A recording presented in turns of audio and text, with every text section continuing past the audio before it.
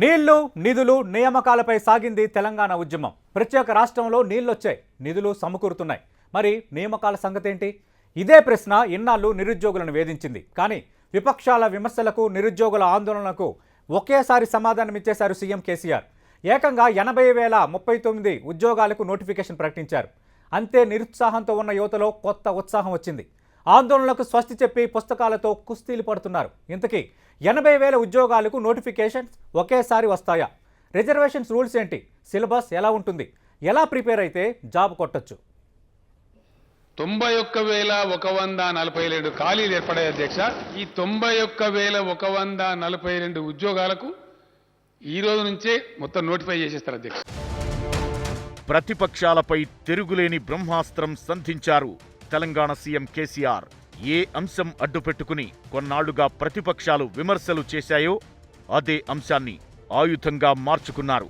Assembly సాక్షిగా ఉద్యోగాల భర్తీపై కీలక ప్రకటన చేశారు. ఉద్యోగాల జాతర ప్రారంభించారు. 80,039 ఉద్యోగాలకు నోటిఫికేషన్ ప్రకటించారు. 11,103 మంది కాంట్రాక్టు ఉద్యోగులను రెగ్యులరైజ్ చేశారు. అంతేకాదు, అభ్యర్థుల వయో పరిమితి 10 ఏళ్లకు పెంచారు. స్థానికులకే 95% ఉద్యోగాలు లభించేలా రాష్ట్రపతి ఉత్తర్వులు తీసుకొచ్చామని వెల్లడించారు. తెలంగాణ వ్యాప్తంగా గ్రూప్ 1లో 503 పోస్టులు, గ్రూప్ 2లో 582 ఉద్యోగాలను భర్తీ చేయనున్నారు. గ్రూప్ 3లో 1,373, గ్రూప్ 4లో 9,168 ఖాళీలున్నాయి. ఇక జిల్లాల్లో 39,829 పోస్టులుండగా జోనల్ వ్యవస్థలో 18,866, మల్టీ జోనల్లో 13,170, సచివాలయం, హెచ్ఓడి, యూనివర్సిటీల్లో 8,147 ఉద్యోగ ఖాళీలున్నాయి. అయితే మొత్తం జాబ్ నోటిఫికేషన్స్ ఒకసారే వస్తాయా లేక విడతల వారీగా వస్తాయా అనే డౌట్ నిరుద్యోగుల్లో వినిపించింది. అయితే దీనిపై ప్రభుత్వం క్లారిటీ ఇచ్చింది. అభ్యర్థులు అన్ని నియామక పరీక్షల్లో పోటీ పడేందుకు వీలుగా మధ్యలో తగిన వ్యవధి ఇస్తూ నోటిఫికేషన్లను విడుదల చేయాలని ప్రభుత్వం నిర్ణయించింది. అయితే మొదట జిల్లా స్థాయి పోస్టులు భర్తీ చేసే యోచనలో ప్రభుత్వం ఉన్నట్లు తెలుస్తోంది. ఆ తరువాత జోనల్, మల్టీ జోనల్ ఖాళీలు భర్తీ చేసేందుకు కసరత్తులు జరుగుతున్నట్టు సమాచారం. కొలువుల జాతరకు రంగం సిద్ధమైందని నిరుద్యోగులు సంబరపడుతుంటే మావల్లే అంటూ క్రెడిట్ కొట్టేసేందుకు విపక్షాలు ప్రయత్నిస్తున్నాయి. బిస్వాల్ కమిటీ రిపోర్ట్ను ప్రస్తావిస్తూనే అందులో ఉన్న 191,000 ఉద్యోగాలు భర్తీ చేయాలని డిమాండ్ చేస్తున్నాయి. అందులో 80,000 పోస్టులకు నోటిఫికేషన్ ఇస్తే మరి మిగతా వాటి సంగతేంటని ప్రశ్నిస్తున్నాయి.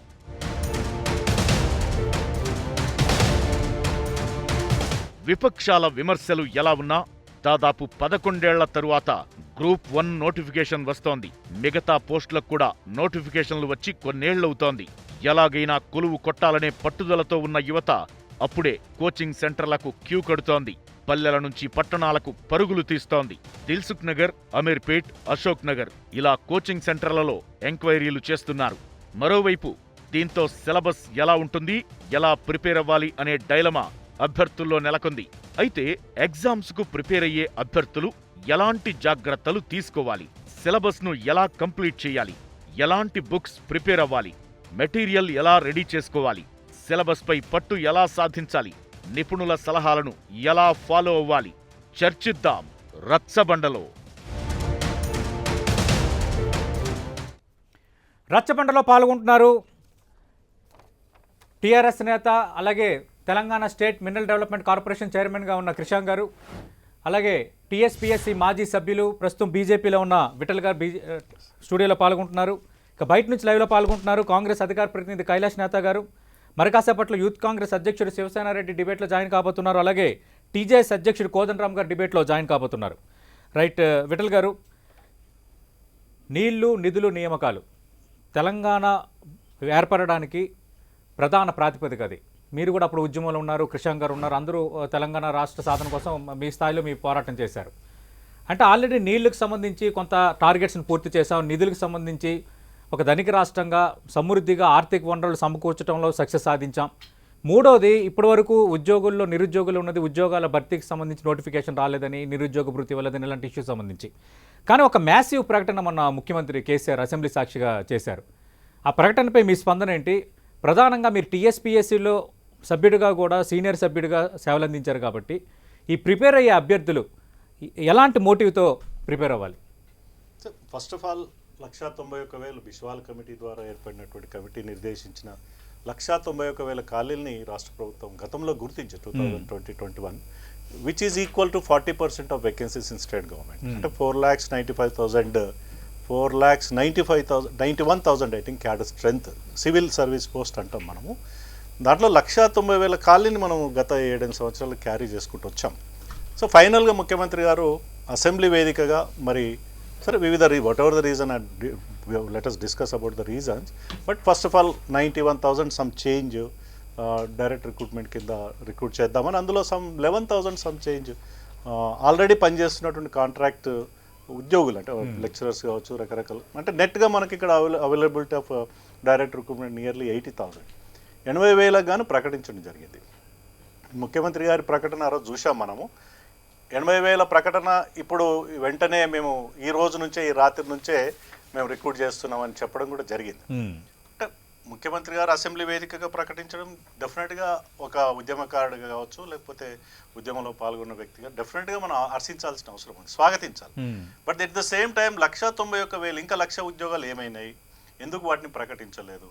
7.5 సంవత్సరాల నుంచి క్యాలెండర్ ఎందుకు లేదు? క్యాలెండర్ ఉంటే ప్రతి సంవత్సరం రిక్రూట్ అయ్యేది కదా.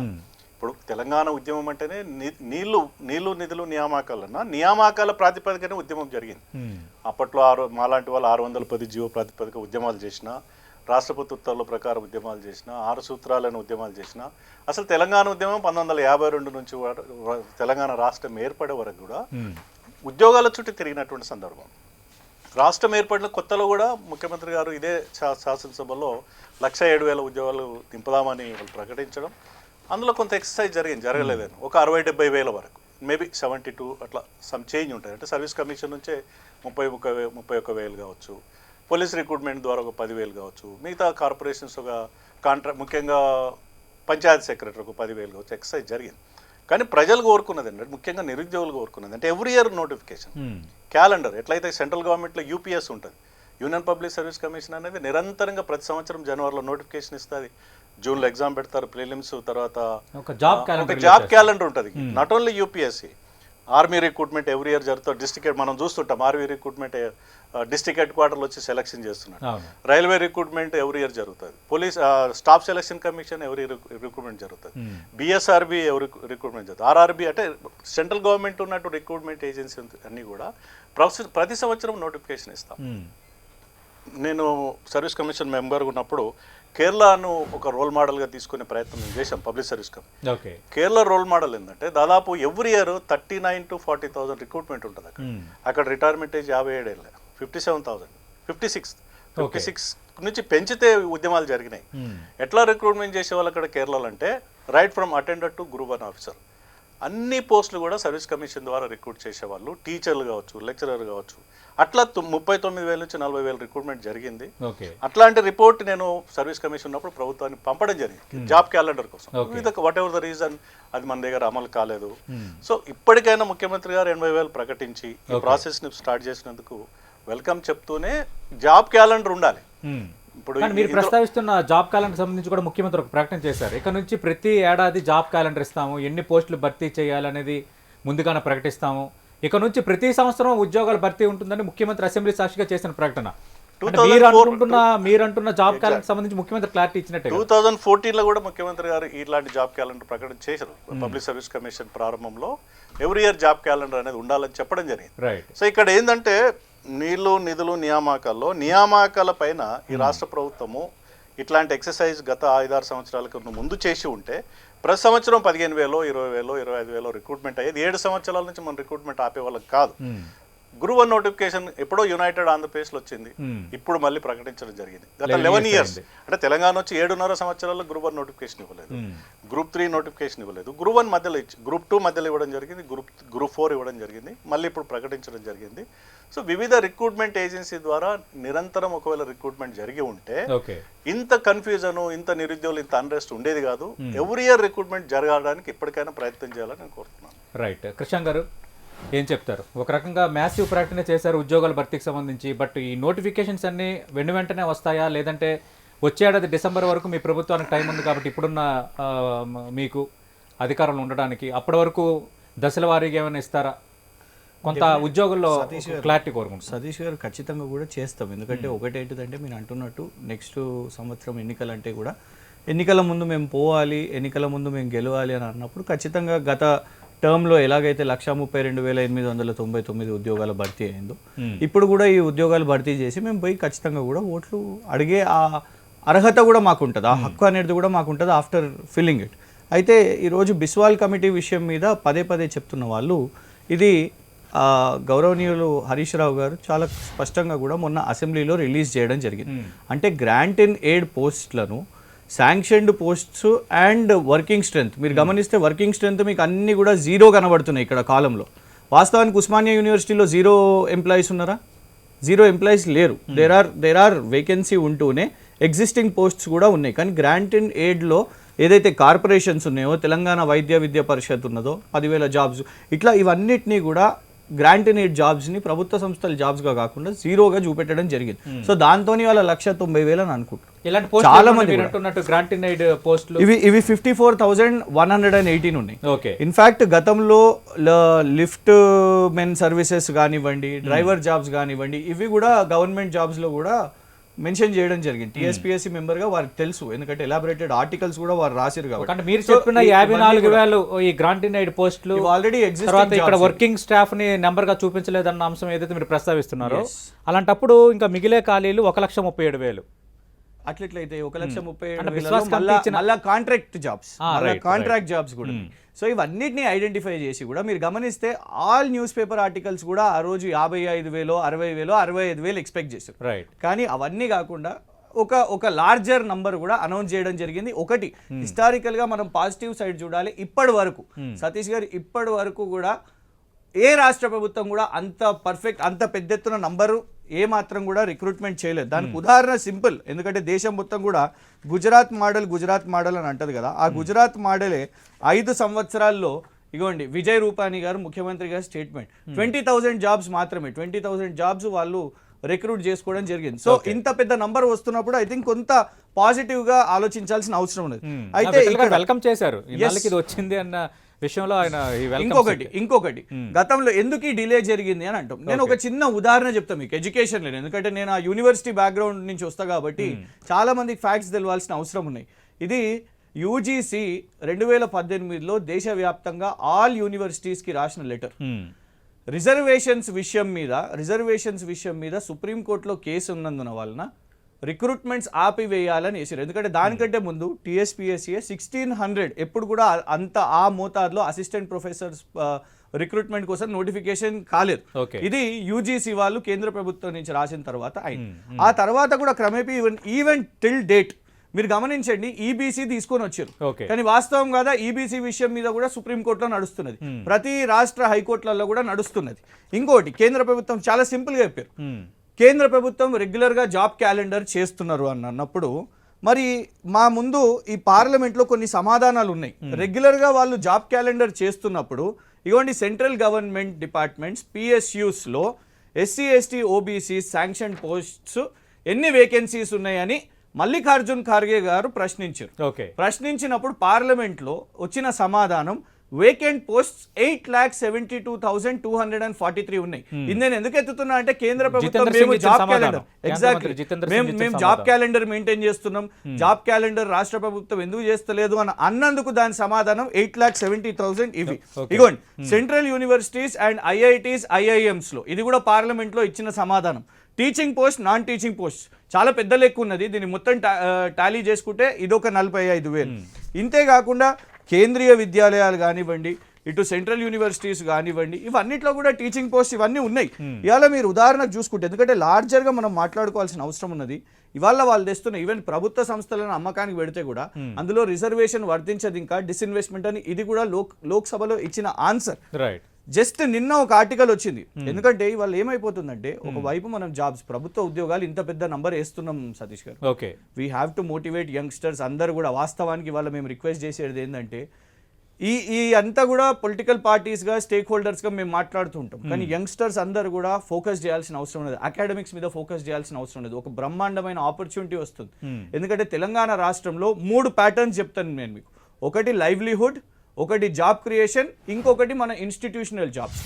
లైవ్లీహుడ్ ఏంటిది అంటే చాలా మంది అనుకుంటూ ఉంటారు, కానీ ఎవరికైతే చదువు లేని వాళ్ళకు ఇవాళ ఇటు గొర్రెల పెంపకంతోని రెవెన్యూ జనరేట్ అవుతున్నది, ఫిషరీస్ తోని రెవెన్యూ జనరేట్ అవుతున్నది, ఇటు దళిత బంధు లాంటి కార్యక్రమంతోని రెవెన్యూ జనరేట్ చేసే ప్రభుత్వం ఈరోజు కార్యక్రమం తీసుకున్నది. జాబ్ క్రియేషన్ చెప్తున్నాను నేను, జాబ్ క్రియేషన్ ఇటు T hub, V hub, TS iPASS, T pride ఇట్లాంటి పథకాలతోని ఇవి జాబ్స్ వస్తూ ఉన్నాయి. And at the same time ప్రభుత్వ ఉద్యోగాలు. దట్ ఈస్ వై కేంద్ర ప్రభుత్వం మినిస్ట్రీ ఆఫ్ స్టాటిస్టిక్స్ లో మీరు ఎంప్లాయ్మెంట్ రేషియో తీసుకున్నా మొన్న సమాధానం ఇచ్చారు, లీస్ట్ లోయెస్ట్ అన్ఎంప్లాయ్మెంట్ రేట్ అనేది. ఇవాళ ఒకటే చిన్న ఎగ్జాంపుల్ చెప్తున్నా, మనం ఇవి చర్చించకపోతే ఇగో నిన్న ఇండియన్ రైల్వేస్ లో అప్లై చేసుకుంటే 7 lakh post graduates, 39 lakh graduates BTech వాళ్ళు కూడా దేనికోసం ట్రాక్స్ రిపేర్ చేసే పని కోసం అప్లై చేసుకున్న పరిస్థితి. సో ఇవాళ మేము అనేది ఏంటంటే కేంద్ర ప్రభుత్వం ఎగ్జాక్ట్లీ కేంద్ర ప్రభుత్వం అనేది ఈ రోజు ఇవన్నీ మేము చేస్తున్న దాన్ని కేంద్ర ప్రభుత్వం కూడా ఈ దిశగా ఆలోచించాల్సిన అవసరం ఉన్నది. ఇది కాకుండా మేము జాబ్ క్యాలెండర్ వేస్తున్నాం, ఇవి వేస్తున్నాం. ఒక నిమిషం ఇంత జాబ్ క్యాలెండర్ ఏమంటున్నారు, డిమాండ్ చేస్తున్నారు, బానే ఉంది. బట్ కేంద్రం ఎంతవరకు ఉద్యోగాలను భర్తీ చేస్తుంది అన్న అంశాన్ని ఇప్పుడు ప్రస్తావిస్తున్నారు. అంటే గతంలో ప్రధాని మోదీ ప్రతి ఏటా మేము 2 కోట్ల ఉద్యోగాలు ఇస్తామని చెప్పిన మాట వాస్తవం కాదన్న అంశం టీఆర్ఎస్ నుంచి వస్తున్న మొదటి ప్రశ్న.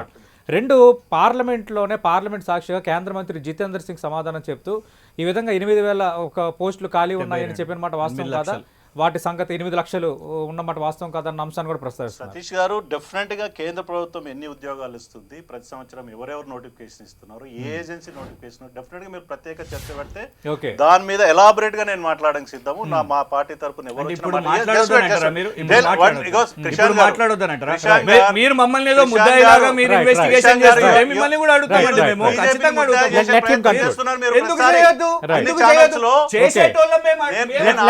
అడుగుతాం. మీరు వినే ఓపిక లేకపోతే ఎట్లా?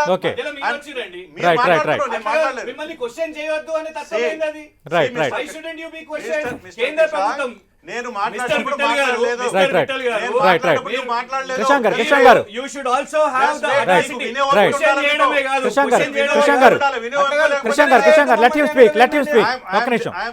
మనం ఇన్ డీటెయిల్ గానే మాట్లాడదాం, అందరికీ ఆ సమయం దొరుకుతుంది. మాట్లాడండి పెట్టండి. నేనేమంటున్నంటే డెఫినెట్ గా చర్చ పెట్టాలి కేంద్ర ప్రభుత్వం వేకెన్సీస్ మీద, కేంద్ర ప్రభుత్వం తీసుకున్న నిర్ణయాలపైన ఇంకో ఎలాబరేట్ డిబేట్ చేద్దాం. Let us wait. అంటే కేంద్రం ఉద్యోగాలపై చేసిన ప్రకటన, కేంద్రం ఇస్తున్న ఉద్యోగాలపై టీఆర్ఎస్ చెప్తున్న లెక్కలు తప్పంటారా? నేను అదే వేదిక ఇప్పుడు మీరు ఇచ్చే నాకు 2 minutes టైం సరిపోదు కేంద్ర ప్రభుత్వం మీద మాట్లాడాలంటే.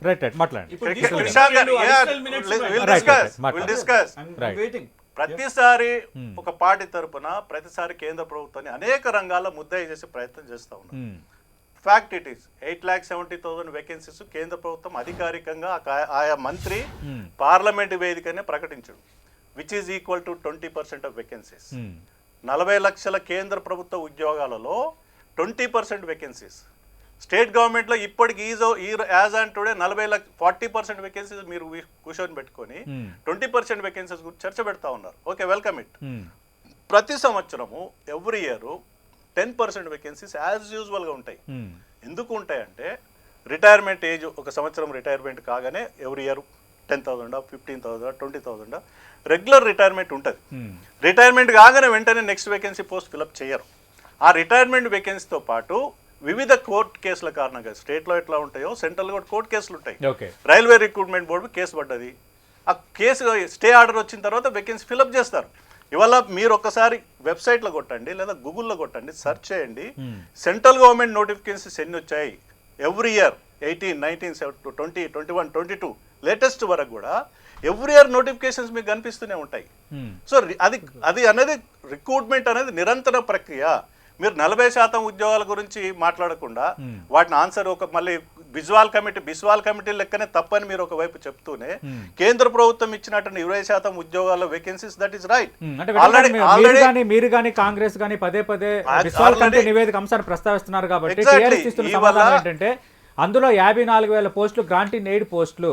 అంటే ఆ పోస్టులు ఖాళీలను ప్రస్తావించారు కానీ అక్కడ పనిచేస్తున్న Last వర్క్ మ్యాన్ ఎంతమంది పనిచేస్తున్నారన్న దాని దగ్గర Grant- విశ్వాస్ కమిటీ నివేదికలు జీరో పెట్టడం వల్ల సెంట్రల్ ఈ గవర్నమెంట్ సమస్య వచ్చిందని. బిస్వాల్ కమిటీలో 3 రకాల ఉద్యోగాలు చూపించారు. ఓకే.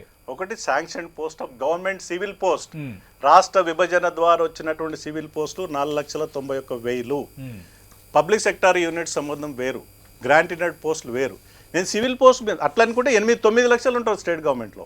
9 లక్షల ఉద్యోగాలు వర్కింగ్ క్యాడర్ పనిచేస్తుంది రాష్ట్ర విభజన, ఇంక్లూడింగ్ అవుట్ సోర్సింగ్ కాంట్రాక్ట్ కలుపుకుంటే. తెలంగాణ ప్రభుత్వ ఉద్యోగులు లేదా డిఏ ఇచ్చేటప్పుడు, పిఆర్సీ ఇచ్చేటప్పుడు 9 లక్షలు చెప్తారు. 4,91,000 ఎందుకు మాట్లాడుతున్నాం మనం? శాంక్షన్ పోస్టులు అవి. Sanction in the sense civil పోస్టులు అవి. సివిల్ పోస్టులలో 1,91,000 ఖాళీలు ఉన్నాయని 3 ఐఏఎస్ ఆఫీసర్ చెప్పారు. ఇవాళ దాన్ని డిఫర్ చేస్తున్నారు. డెఫినెట్ గా మేము రైట్ టు ఇన్ఫర్మేషన్ యాక్ట్ ప్రకారం ఎందుకు డిఫర్ చేశారని బిస్వాల్ కమిటీకి అడుగుతాం, ఫైనాన్స్ మినిస్టర్కి అడుగుతాం. డెఫినెట్ గా ఇన్ఫర్మేషన్ గెట్ ఇట్. మీరు 1,00,000 ఉద్యోగాలు లేవని అంటే రద్దు చేసి లేవంటున్నారు, వాట్ ఎవర్ ద రీజన్. నేను అనేది ఏంటంటే 7 సంవత్సరాల నుంచి ఒక్క గ్రూప్ 1 నోటిఫికేషన్ లేదు. యూపీఎస్సీ అట్లా ఆపిందా? యూనియన్ పబ్లిక్ సర్వీస్ కమిషన్ ఎవరి రిక్రూట్మెంట్ ఉందా లేదా? ఆర్ఆర్బీ రిక్రూట్మెంట్ ఉందా?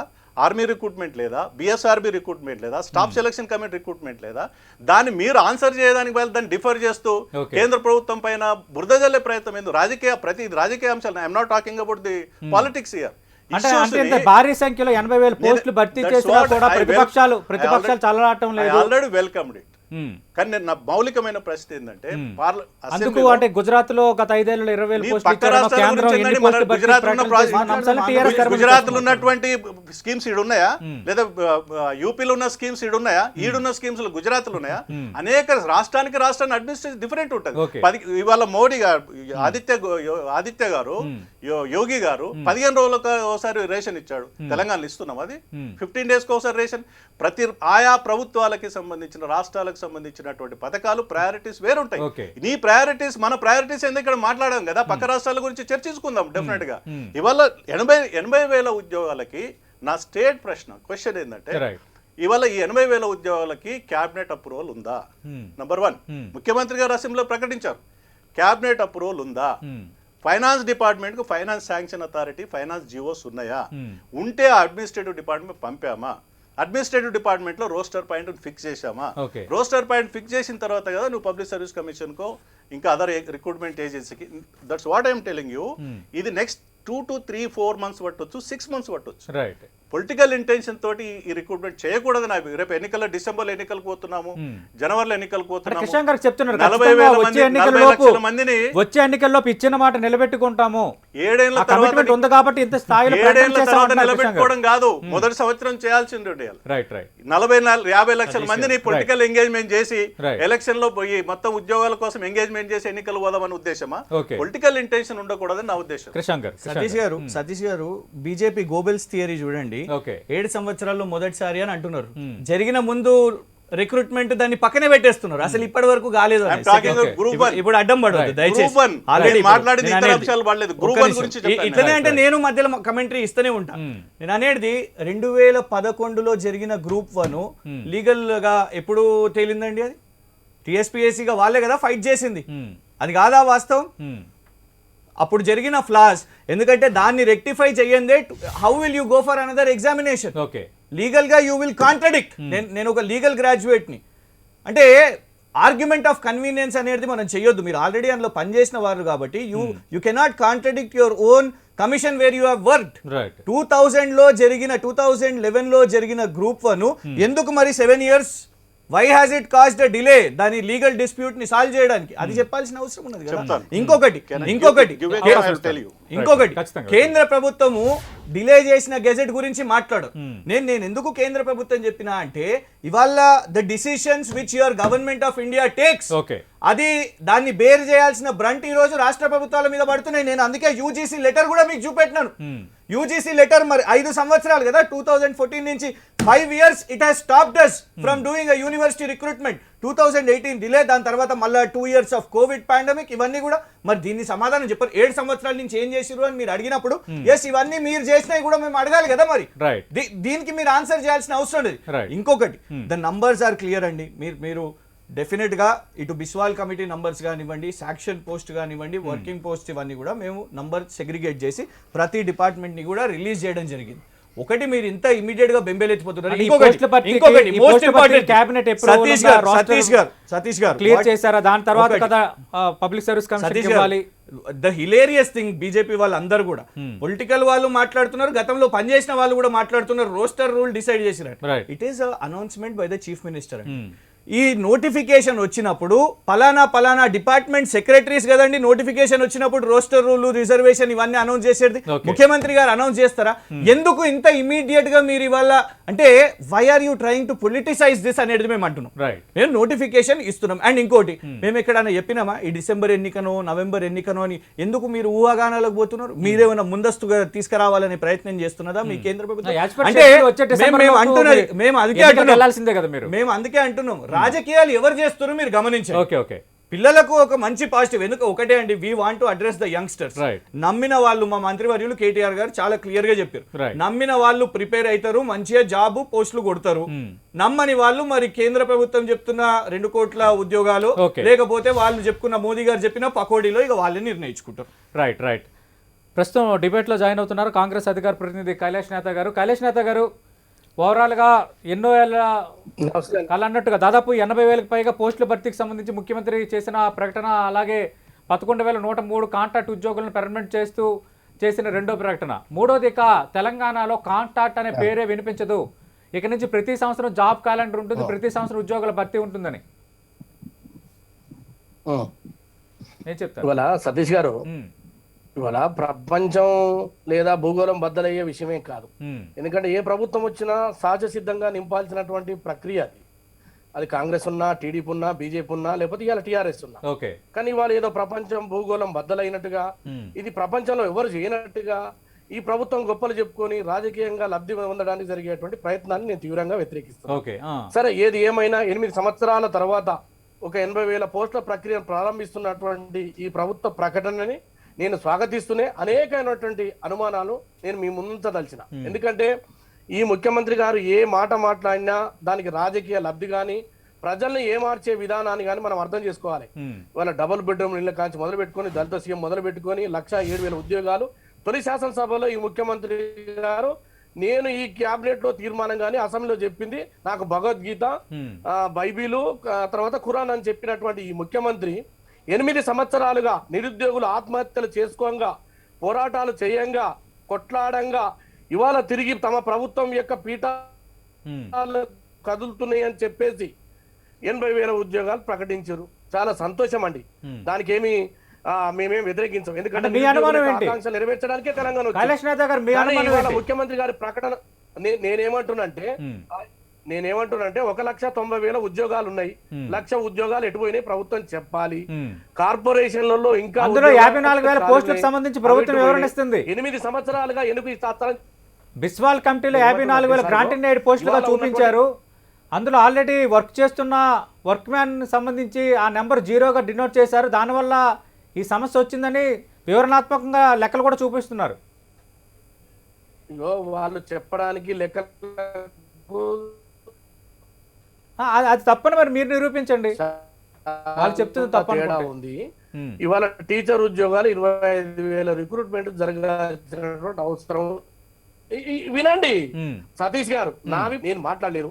నేను 25,000 ఉద్యోగాలు ఉన్నాయి, రెవెన్యూ డిపార్ట్మెంట్ లో ఉన్నాయి, రకరకాలుగా అవి జోనల్కి సంబంధం లేదు, రాష్ట్రపతి ఉత్తర్వులకు కానీ మరొక అంశానికి కానీ సంబంధం లేనటువంటి అంశాలు. మరి ఎందుకు ఆలస్యం చేసిర్రు? ఒక దశాబ్ద కాలం వృధా అయిపోయిందంటే వారి జీవితాలలో వారి ఆనందంతో పాటు ఒక జీవితం ముగిసిపోయిందండి. అనేక మంది నిరుద్యోగులు చనిపోయారు. దానికి కారణం ఈ ముఖ్యమంత్రి కాదా?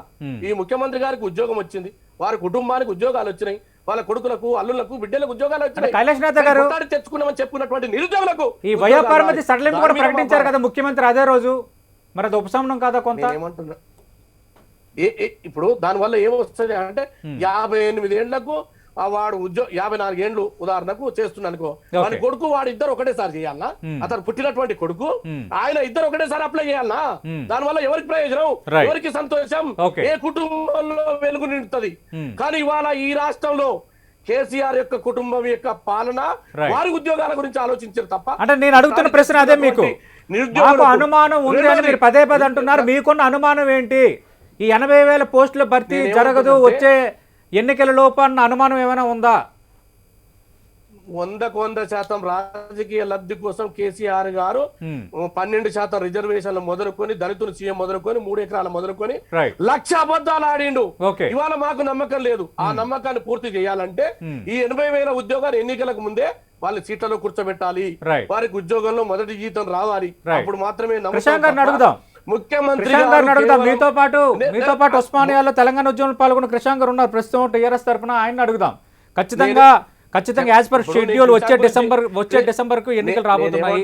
ఖచ్చితంగా ఎన్నికల లోపు 80,000 పోస్టులు భర్తీ అనేది మాకు అనుమానంగానే ఉంది. ముఖ్యమంత్రి గతంలో చేసిన ప్రకటనలు చూస్తున్నప్పుడు ఈ అనుమానాలు మరింత బలపడుతున్నాయి అనేది ప్రతిపక్ష కాంగ్రెస్ ఒక్క నిమిషం వినండి, సతీష్ గారు. ఒక్క నిమిషం కైలాసనాథ్ గారు వన్ బై వన్ మాట్లాడదాం. మీరు ఒక అనుమానం వ్యక్తం చేశారు. అనుమానాన్ని నివృత్తి చేసుకోవాలి కదా. ఒక్క నిమిషం లైన్లోనే ఉండండి. కృషాంక్ గారు సమాధానం ఇవ్వండి. అవకాశం ఇవ్వండి. ఖచ్చితంగా మీకే ఇస్తాను. వచ్చే ఏడాది డిసెంబర్ లోపు 80,000 పోస్టులు భర్తీ జరగదా? డెఫినెట్గా జరుగుతుంది. ఎందుకంటే నేను అందుకే దానికంటే ముందే లైవ్లీహుడ్, జాబ్ క్రియేషన్ అండ్ ఈ ఇన్స్టిట్యూషనల్ జాబ్స్ విషయం మీద తెలంగాణ ప్రభుత్వం ఎంత ప్రయారిటీగా తీసుకుంటుందో నేను మీకు చెప్తున్నాను. నేను ఒకటే చెప్తున్నా, ఎవరైనా మమ్మల్ని ఛాలెంజ్ చేయాలనుకుంటే దయచేసి ఈ నంబర్స్తో ఛాలెంజ్ చేయండి. ఇందులో శాంక్షన్డ్ స్ట్రెంత్ ఉస్మానియా యూనివర్సిటీ 1957, ఇందులో వర్కింగ్ స్ట్రెంత్ గా 0గా చూపెట్టారు. Is it true? ఎన్నో యూనివర్సిటీస్, వైద్య విద్యా పరిషత్ కానివ్వండి, social welfare residential education society 8,873 jobs, working strength గా 0 చూపెట్టారు. సో కైండ్లీ మీరు ఛాలెంజ్ చేస్తున్నప్పుడు బ్రింగ్ యువర్ నంబర్స్. ఎందుకంటే ఈ ప్రోగ్రామ్ మీరు స్పెసిఫిక్ గా దీనికోసం పెట్టారు కాబట్టి let us speak about facts. ఉట్టిగా పొలిటికల్ స్టేట్మెంట్స్, డబుల్ బెడ్రూమ్ గురించి మాట్లాడాలన్నా కూడా నేను ఒక్కొక్క డబుల్ బెడ్రూమ్ తీసుకొని పోతాం. మా మారేడుపల్లి దగ్గర చూపెడతారు, లేకుంటే ప్రతి నియోజకవర్గం ఎక్కడ. అందుకే ఉట్టిగా జనరలైజ్డ్ స్టేట్మెంట్ వద్దు. Please keep up your figures. అంటే వచ్చే ఏడాది లోపు కంప్లీట్ ఖచ్చితంగా చేస్తామండి.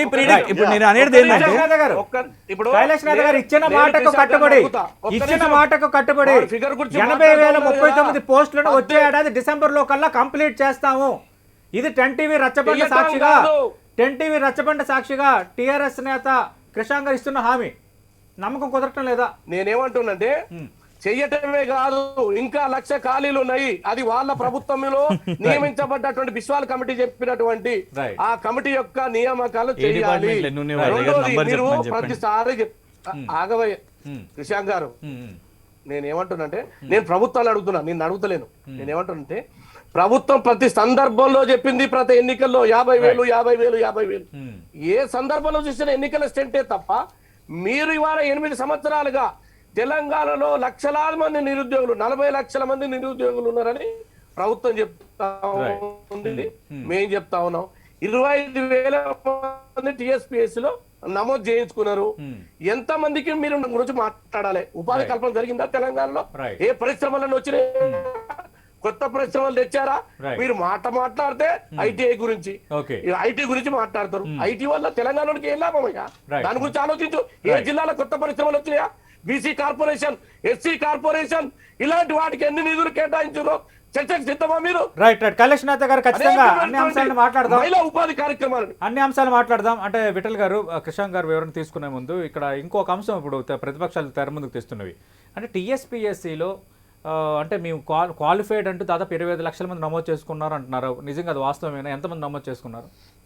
Public service commission Telangana state public సర్వీస్గా ఏర్పడిన తర్వాత 2-3 ఒక సీరియస్ రిఫార్మ్స్ మనం తీసుకొచ్చాం in the interest of unemployed youth. Okay. ఒక రిఫార్మ్ ఏందో 1 టైం రిజిస్ట్రేషన్. అంటే ప్రతిసారి జాబ్ నోటిఫికేషన్ రాగానే చక్రపాణి గారు, మేము మెంబర్గా ఉండి మిగతా మెంబర్తో కలిసి ఒక యునానిమస్ డిసిషన్ ఏం తీసుకున్నాం అంటే 1 టైం రిజిస్ట్రేషన్, ఆన్లైన్ రిజిస్ట్రేషన్ చేయాలనేది ఒక ప్రాసెస్ చేశాం. ఇండియాలో ఫస్ట్ అప్పుడు కేరళలో ఉండేది, కేరళ తర్వాత తెలంగాణ స్టేట్లోనే దాన్ని ఇంట్రొడ్యూస్ చేశాం. Based on that nearly 24 lakhs some change, అంటే నియర్లీ ఈ మధ్యకాలం చూసుకుంటే 25 lakhs change unemployed youth registered చేసి ఉన్నారు. వాటి ద్వారా వచ్చే నోటిఫికేషన్స్ మళ్ళీ అప్లికేషన్ ట్రాన్స్ఫర్ చేసుకోవడం, సింపుల్ మొత్తం process simplify. It is true, ఇదివరకు గతంలో ఎంప్లాయ్మెంట్ ఎక్స్చేంజెస్ ఉండే. ఎంప్లాయ్మెంట్ ఎక్స్చేంజెస్లో ఎవరు జిల్లాల వారికి వాళ్ళు రిజిస్ట్రేషన్ చేసుకునే వాళ్ళు చేసుకున్న వాలంటీర్గా చేసేవాళ్ళు, కంపల్సరీ అయ్యేది కాదు. పబ్లిక్ సర్వీస్ కమిషన్ వచ్చిన తర్వాత అన్ఎంప్లాయిడ్ యూత్ 25 lakhs రిజిస్ట్రేషన్ చేయడం, అంటే క్యాస్ట్ వైజ్ ఏ డేటా తీసుకో. నిజానికి ప్రభుత్వం ఆ డేటా యూజ్ చేసుకుంటే మల్టిపుల్ అడ్వాంటేజెస్ ఉంటాయి. I don't know what they are using అనేది. So that is true. Second ఏంటంటే ఇంతకుముందు కృషాంక్ గారు, నేను అప్పుడే మళ్ళీ మధ్యలో తనకు ఆన్సర్ చేస్తే డిస్టర్బెన్స్ వస్తుందని చెప్పి I was not answered on that. Group 1 notification 2011లో కిరణ్ కుమార్ రెడ్డి గవర్నమెంట్లో వచ్చింది. డ్రాగన్ అయింది, హైకోర్టు కేసు చేశారు, సుప్రీంకోర్టు కేసు దాకా పోయింది. 15లో మాకు మళ్ళీ రెఫరెన్స్ చేశారు. 2015లో మెయిన్ ఎగ్జామ్ కండక్ట్ చేసి, అది పాత నోటిఫికేషన్, కొత్త నోటిఫికేషన్ కాదు. మెయిన్ ఎగ్జామ్ కండక్ట్ చేసిన తర్వాత దాన్ని మేము ఇంటర్వ్యూస్ కండక్ట్ చేసి అరౌండ్ 132 పోస్టులు అనుకుంటాం. ఆ ప్రాసెస్లో 3 monthsలో సక్సెస్ఫుల్గా మేము క్లోజ్ చేశాం. తెలంగాణ స్టేట్ వచ్చిన తర్వాత వేకెన్సీస్ ఉన్నాయని చెప్పి group 1 notification 2018 before election, okay, exactly August September elections టైంలో మేము మళ్ళీ ఫ్రెష్ నోటిఫికేషన్ తయారు చేశాం. దానికి ఫైనాన్స్ క్లియరెన్స్ ఉంది, ఫైనాన్స్ క్లియరెన్స్ తీసుకున్నాం, జియో తీసుకున్నాం, నోటిఫికేషన్ డ్రాఫ్ట్ నోటిఫికేషన్ రెడీ చేశాం. ఎట్ అరౌండ్ 142 పోస్టులు ఐ థింక్. ఆ పోస్టులకి నోటిఫికేషన్ ఇద్దాం, 18లోనే నోటిఫికేషన్ ఇద్దామంటే అప్పుడు ప్రభుత్వము ఎలక్షన్స్ వస్తున్నాయి, మీరు ఇప్పుడు నోటిఫికేషన్ ఇవ్వద్దంటే temporary oral instruction, not written instruction, oral instruction ప్రకారం దాన్ని ఆపాం. తెలంగాణ స్టేట్లో గ్రూప్ 1 నోటిఫికేషన్ ఇవ్వలేదు అనేది దట్ ఈస్ రియాలిటీ. ఒప్పుకుంటే ఒప్పుకోవాలి, లేకపోతే లేదు. సో ఇది నేను ఏమనేదంటే ఫ్యాక్ట్స్ కదా, అప్పుడు మిమ్మల్ని నేను అనట్లేదు. కిషాన్ గారు, అప్పుడు ఎన్ని పోస్టులు ఇచ్చారు? I'm not talking personally here, మీరు రియాలిటీ అంటే మాట్లాడుతున్నారు. గ్రూప్ 1 మీరు accept or deny? 2018 ముందు మీరు తయారు చేసిన నోటిఫికేషన్ పోస్టులు ఎన్ని విఠల్ గారు? 142 పోస్టులకి 18లో నోటిఫికేషన్ రెడీ చేశాం. ఓకే, వివిధ కారణాలతో దాన్ని ఆపేయడం జరిగింది. Okay. సబ్సిక్వెంట్ ఎలక్షన్ తర్వాత 18లో కొత్త ప్రెసిడెన్షియల్ ఆర్డర్ వచ్చింది. 2018లోనే కదా, ఆగస్టులోనే వచ్చింది కదా కొత్త ప్రెసిడెన్షియల్ ఆర్డర్ ప్రకారం ఇవ్వచ్చు. 3 years ప్రభుత్వం 36 monthsలోగా ఈ రీఆర్గనైజేషన్ చేయాలని కండిషన్స్ పెట్టింది. వితిన్ 3 years దానికి ప్రభుత్వం నుంచి ఏం ఆన్సర్ వస్తుందంటే, చాలా ఆశ్చర్యకరమైన ఆన్సర్ ఏంటంటే, మేము మళ్ళీ కొత్త జిల్లాలు యాడ్ చేసినాం, 2 జిల్లాల కారణంగా డిలే అయింది, కేంద్ర ప్రభుత్వం క్లియర్ చేయలేదని. 31 districts వరకు ఎవరు ఆపారు? 31 districts వరకు క్లియర్ చేసుకొని 7 zones రియాలిటీ కదా, 7 zones వరకు రిక్రూట్మెంట్ చేసుకొని 31 districts వరకు ఎంప్లాయీస్ని 317 జీవో ఇప్పుడు తీసుకొచ్చారు. ఆ రోజే క్లియర్ చేసి ఉంటే ఎవరు ఆపారు? 3 years తర్వాత మొన్నటికి మొన్న గుర్తుకొచ్చి మళ్ళీ ఎంప్లాయ్మెంట్ డిస్ట్రిబ్యూషన్, అందులో చాలా గందరగోళం జరిగింది, కొంతమంది ఆత్మహత్యలు చేసుకోవడం జరిగింది. Anyhow now it has started, process has started. ఈ ప్రాసెస్ స్టార్టెడ్స్లో కూడా చాలా అనుమానాలు ఉన్నాయి. నేను ఒక పబ్లిక్ సర్వీస్ కమిటీ మెంబర్గా చెప్తా ఉన్నాను. Okay, if somebody is accept or accept, I don't no. రేపు రియాలిటీ చూస్తాం కదా, వాట్ ఈస్ హ్యాపెనింగ్, రేపు ఏం జరుగుతుందో చూస్తాం కదా. ఇది స్టెప్స్ ఉంటాయి గవర్నమెంట్లో. ప్రభుత్వం ఒకవేళ ప్రకటన చేస్తే దానికి మస్ట్గా క్యాబినెట్ అప్రూవల్ ఉండాలి. ఓకే, క్యాబినెట్ అప్రూవల్ తర్వాత ఫైనాన్స్ డిపార్ట్మెంట్ నుంచి ఫైనాన్స్ సతీష్ గారు, ఫైనాన్స్ క్లియర్ ఉండాలి. కైలాష్ గారు ఒక్క నిమిషం మీకు అవకాశం ఇస్తాను. ఒక్క నిమిషం, ఇది ప్రాసెస్ చెప్తా ఉన్నాను నేను. ఫైనాన్స్ అప్రూవల్ తర్వాత కన్సల్ట్ అడ్మినిస్ట్రేటివ్ డిపార్ట్మెంట్స్ పోతాయి. అడ్మినిస్ట్రేటివ్ డిపార్ట్మెంట్ వాళ్ళు డిఫరెంట్ వాళ్ళ వేకెన్సీ 80 వేకెన్సీ, ఇప్పుడు దాదాపు 33 జిల్లాల్లో వేకెన్సీస్ ఐడెంటిఫై చేశారు. ఆ అన్ని డిపార్ట్మెంట్ సంబంధించిన రోస్టర్ పాయింట్స్ అవన్నీ కూడా తయారు చేసి అప్పుడు ఇప్పుడు 80,000 పోస్టులు భర్తీకి అని నోటిఫికేషన్ ఇచ్చి వచ్చే ఏడాదిలోపు పూర్తి స్థాయిలో కంప్లీట్ చేయకపోతే రేపొద్దున వాళ్ళు కూడా జవాబుదారీ కదా. ఓట్లు అడుగుతారు. ఎలక్షన్స్ అనేది ఈ డిసెంబరా నెక్స్ట్ డిసెంబర్ వాళ్ళు కూడా ఆలోచన చేస్తారు కదా. ఎలక్షన్స్ అనేది ఈ డిసెంబర్ వెళ్తారా నెక్స్ట్ డిసెంబర్ వెళ్తారా మనకు సంబంధం లేదు. 80,000 ఉద్యోగాలని ఒక కనీసం 6 నెలల్లోగా భర్తీ చేయగలిగితే మీకు అనుమానం ఉంది డిసెంబర్ వెళ్తారు. ఎందుకు అంటే డెఫినెట్లీ స్టెప్స్ చూస్తే డిసెంబర్ వెళ్ళడానికి చాలా బయట స్టోరీస్ వస్తున్నాయి కదా, మీడియాలో వస్తున్నాయి రకరకాల స్టోరీస్. ఈ అట్లీస్ట్ ఈ డిసెంబర్లోగా ఎన్నికల్లోగా 80,000 ఉద్యోగాలు నింపగలిగితే సంతోషం. ఇంకా 1,00,000 ఉద్యోగాలు ఈ ప్రభుత్వం వస్తుందా నెక్స్ట్ ప్రభుత్వం వస్తుందా, 1,00,000 ఉద్యోగాలు బిస్వాల్ కమిటీ ప్రకారం we have to fill up is right. Kailash గారు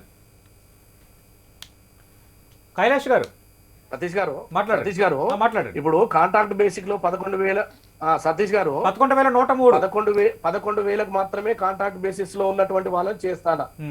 అవును. అయితే ఇంకా 50,000 ఉన్నారని ప్రభుత్వమే తెలిసింది. 50,000. రెండోది అవుట్ సోర్సింగ్ లో ఉన్నారు, వాళ్ళ జీవితానికి సంబంధించినటువంటి భరోసా ప్రభుత్వం కల్పించలేదు. రెండోది ఇవాళ నేను క్రిషాంక్ గారు కానీ ప్రభుత్వానికి సూటి ప్రశ్న, టీచర్ జాబ్లు అనేవి ఏ జోన్లకు సంబంధం లేదు సార్, అది జిల్లాలకు సంబంధించినటువంటి అంశం. దాన్ని చేసి ఏ జిల్లాకు ఆ జిల్లా కేటాయిస్తే అయిపోతుండే. రెండోది అటెండర్లు కానీ నర్సులు కానీ రెవెన్యూ డిపార్ట్మెంట్ లో ఉన్నటువంటి అనేక వేల ఉద్యోగాలు కానీ రాష్ట్రపతి ఉత్తర్వులో జోన్లకు సంబంధం లేదు, అది జిల్లా పోస్టులే. రెండోది మీరు ఇవాళ ఉన్నటువంటి వాళ్లకు ఆ ఉద్యోగం చేసే అవకాశం లేదు. విఆర్ వాళ్ళకు వాళ్ళు దొంగలుగా చూస్తా ఉన్నారు. ఇవాళ ప్రభుత్వ ఉద్యోగులు ఫ్రెండ్లీ ఉద్యోగం, నిరుద్యోగులకు సంబంధించిన ఫ్రెండ్లీ ఉద్యోగం అని చెప్పి ఉన్న వాళ్ళని వేధించే కార్యక్రమం, మిగతా వాళ్ళే పాలాభిషేకం. ఇది ఏంటంటే నేను పొలిటికల్ గురించి మాట్లాడుతున్నా.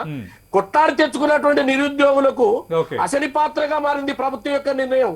8 సంవత్సరాలంటే ఒక జీవిత కాలం వృధా అయిపోయింది.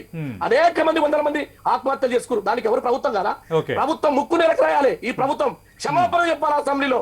దానికి కిషాన్ గారు ఉద్యోగ నోటిఫికేషన్ ఆలస్యం చేయడం వల్ల చాలా మంది ఆత్మహత్యలు చేసుకున్నారు. నిరుద్యోగుల పక్షాన వాళ్ళకి ఎవరు బాధ్యత వహిస్తారు?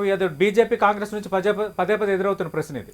నేను ఆత్మహత్యల గురించి నేను మాట్లాడాను, ఎందుకంటే మళ్ళీ అది మాట్లాడితే చనిపోయిన వాళ్ళ గురించి మాట్లాడినట్టు అవుతుంది.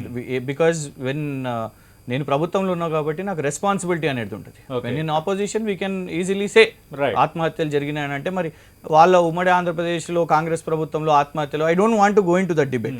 కానీ పదే పదే అసలు నోటిఫికేషన్ పడలేదు, అసలు జాబ్లో భర్తీ కాలేదు అన్నట్టు విధంగా మాట్లాడుతున్నారు. నేను అందుకే చెప్తున్నా, మీ ముందు ఫిగర్స్ ఉన్నాయా, Right. అసలు ఈ 7 సంవత్సరాల నుంచి కాలేదు, 7 సంవత్సరాల నుంచి కాలేదు ఇప్పుడే అని అంటే మాత్రం అది చాలా తప్పది. పదే పదే వీళ్ళు దాన్ని తీసుకుపోవాలనే ప్రయత్నం చేస్తున్నారు. ఒక్క నిమిషం సోదరా మీరు ఫోన్ ఇన్ లో ఉన్నారు. 32,000 అయినాయి.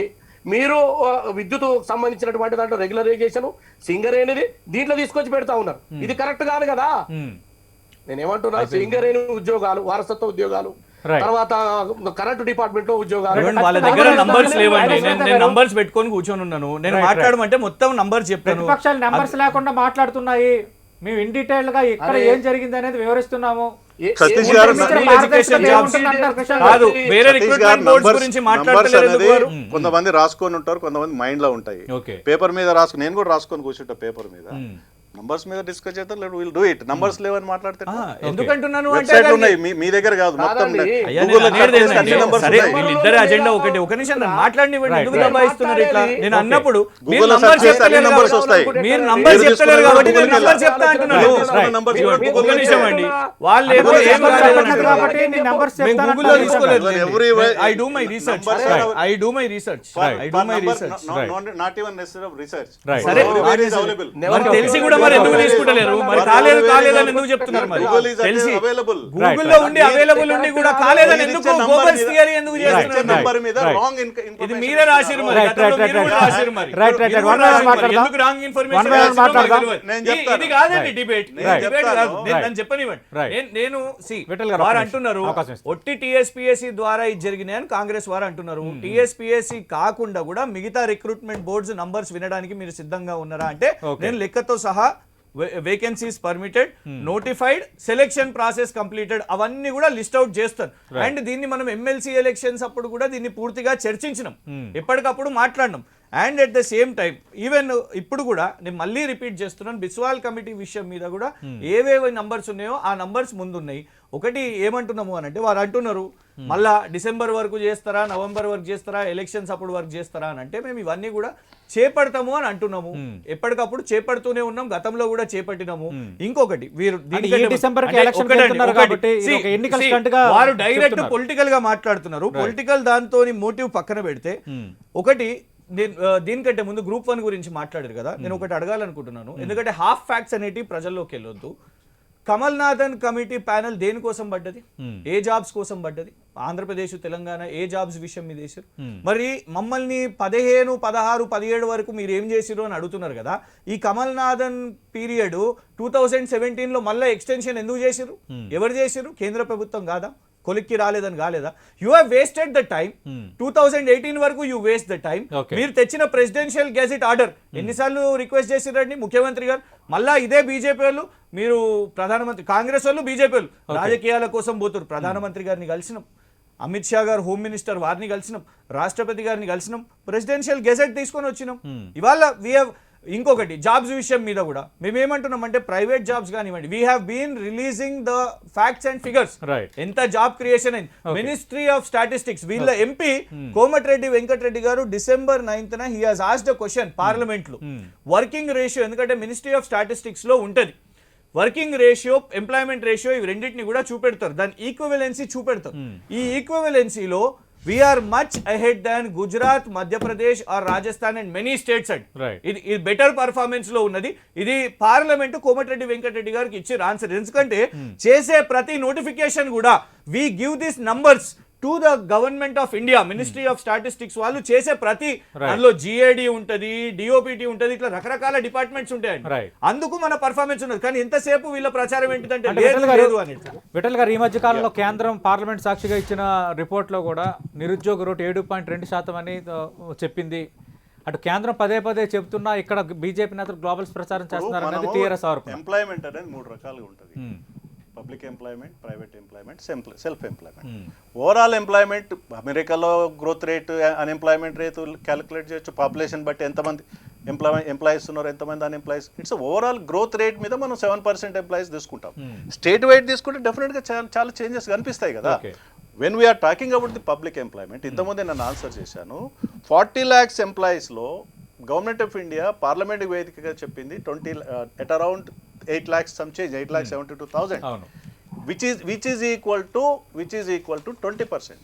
నేను మళ్ళీ రిపీట్ చేస్తాను, మీరు అడిగారు కాబట్టి 1/5.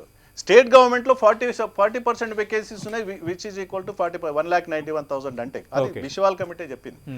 10% యాజ్ యూజువల్ వేకెన్సీ ఉంటుంది. 10% అనేది రొటీన్. ఎందుకంటే ఇక్కడ వీళ్ళు 58 నుంచి 61 సంవత్సరాలు పెంచుకున్నారు కాబట్టి ఈ 3 ఏళ్లలో రిటైర్మెంట్ లేదు. 61 years ఇక్కడ రిటైర్మెంట్. యాజ్ యూజువల్గా ప్రతి సంవత్సరము 5,000 10,000 ఎంప్లాయీస్ రిటైర్ అవుతూనే ఉంటారు. వాటిని ఫిలప్ చేయకపోతే క్యారీ ఫార్వర్డ్ అవుతూనే ఉంటుంది. ఆ క్యారీ ఫార్వర్డ్ ఫిగర్ తెలంగాణ స్టేట్లో 191,000. వాటిని ఫిలప్ చేయడానికి వల్ల 80,000 ఉద్యోగాలు ప్రకటించడం జరిగింది. నేనేమంటున్నంటే జాబ్ క్యాలెండర్ గురించి మళ్ళీ మాట్లాడితే యూపీఎస్సీ ఎవ్రీ ఇయర్ నోటిఫికేషన్ ఉందా లేదా, టీఎస్పీఎస్సీ అట్లా నోటిఫికేషన్ మనం ఇస్తున్నాం. ఆగండి కృష్ణ గారు, మీరు ఆగండి. ఆపర్చునిటీ ఇస్తారు కదా మీకు, నేను ఇద్దరిని ఆన్సర్ చేసి ఆపర్చునిటీ ఇస్తారు కదా మీకు, మమ్మల్ని మధ్యలో డిస్టర్బ్ చేస్తే ఎట్లా? స్టేట్ క్వశ్చన్ నేను చెప్తా ఉన్నాను. ఎవ్రీ ఇయర్ జాబ్ క్యాలెండర్ లో కేంద్ర ప్రభుత్వం ప్రతి సంవత్సరం యూపీఎస్సీ నోటిఫికేషన్ వస్తుంది. It's a fact. IAS IPS selection ఉంటుంది, తర్వాత క్యాడర్ నెక్స్ట్ క్యాడర్లో ఉంటుంది, ఐఆర్ఎస్ ఉంటుంది, స్టాఫ్ సెలక్షన్ కమిషన్ ఉంటుంది, ఆర్ఆర్బీ ఉంటుంది, బీఆర్సీఆర్బీ ఉంటుంది, రైల్వే రిక్రూట్మెంట్ బోర్డు ఉంటుంది, ఆర్మీ రిక్రూట్మెంట్ బోర్డు ఉంటుంది. ఇవన్నీ నిరంతర ప్రక్రియ. ఆ ప్రక్రియను తెలంగాణ స్టేట్ లో చేసి ఉంటే 5,000 10,000 వేకెన్సీస్ ఉండే, 5,000 10,000 వేకెన్సీ ఎవరు క్వశ్చన్ చేసే వాళ్ళు కాదు. వాళ్ళ 191,000 అక్యుములేట్ అయిన తర్వాత ఎట్ ఏ టైం ఒకేసారి 8 సంవత్సరాలు అన్నం పెట్టకుండా ఉపాసం ఉండి ఒకేసారి బిర్యానీ పెడుతున్నట్టుగా ఉంది. ఇది 80,000 ఉద్యోగాలను ఇప్పుడు ఎప్పుడు ఫిల్అప్ చేస్తారు? దాంట్లో టెక్నికల్ ఇష్యూస్ ఉన్నాయి. సే ఫర్ ఎగ్జాంపుల్ టీచర్స్ ఉద్యోగాలు 18,000 నుంచి 20,000 మన ముఖ్యమంత్రి ప్రకటించారు. టీచర్స్ కి ఎలిజిబిలిటీ ఏంటి? బీఈడీతో పాటు టెట్ ఎగ్జామ్ ఉండాలి.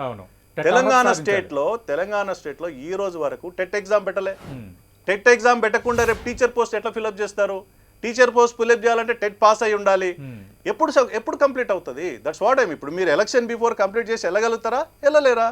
అదే చాలా సందేహం. ఎలక్షన్ నోటిఫికేషన్ ముందు వస్తుందా, జాబ్ నోటిఫికేషన్ ముందు వస్తుందా నేను అడుగుతా ఉన్నాను. ఒకటి సతీష్ గారు, ఇప్పుడు తెలంగాణ రాష్ట్రము ఇన్ని హర్డిల్స్, నేను I have mentioned about UGC teaching jobs విషయం మీకు వచ్చేసి యూనివర్సిటీస్ లో యూజీసీ హర్డిల్ చెప్పినాను, ప్రెసిడెన్షియల్ గెజెట్ హర్డిల్ చెప్పినాను, మీకు కేంద్ర ప్రభుత్వం తెచ్చిన hurdles, delays, Kamalnathan committee hurdles చెప్పినాను. నేను అడుగుతున్నది సూటిగా ఏంటిదంటే 5 సంవత్సరాల డేటా ఇది. 5 సంవత్సరాల్లో మీకేం హర్డిల్ వచ్చిందని 25%, చాలా సింపుల్ గా 10% అంటున్నారు. 40 lakhs లో 8,72,000. How much percentage? 22 to 23%.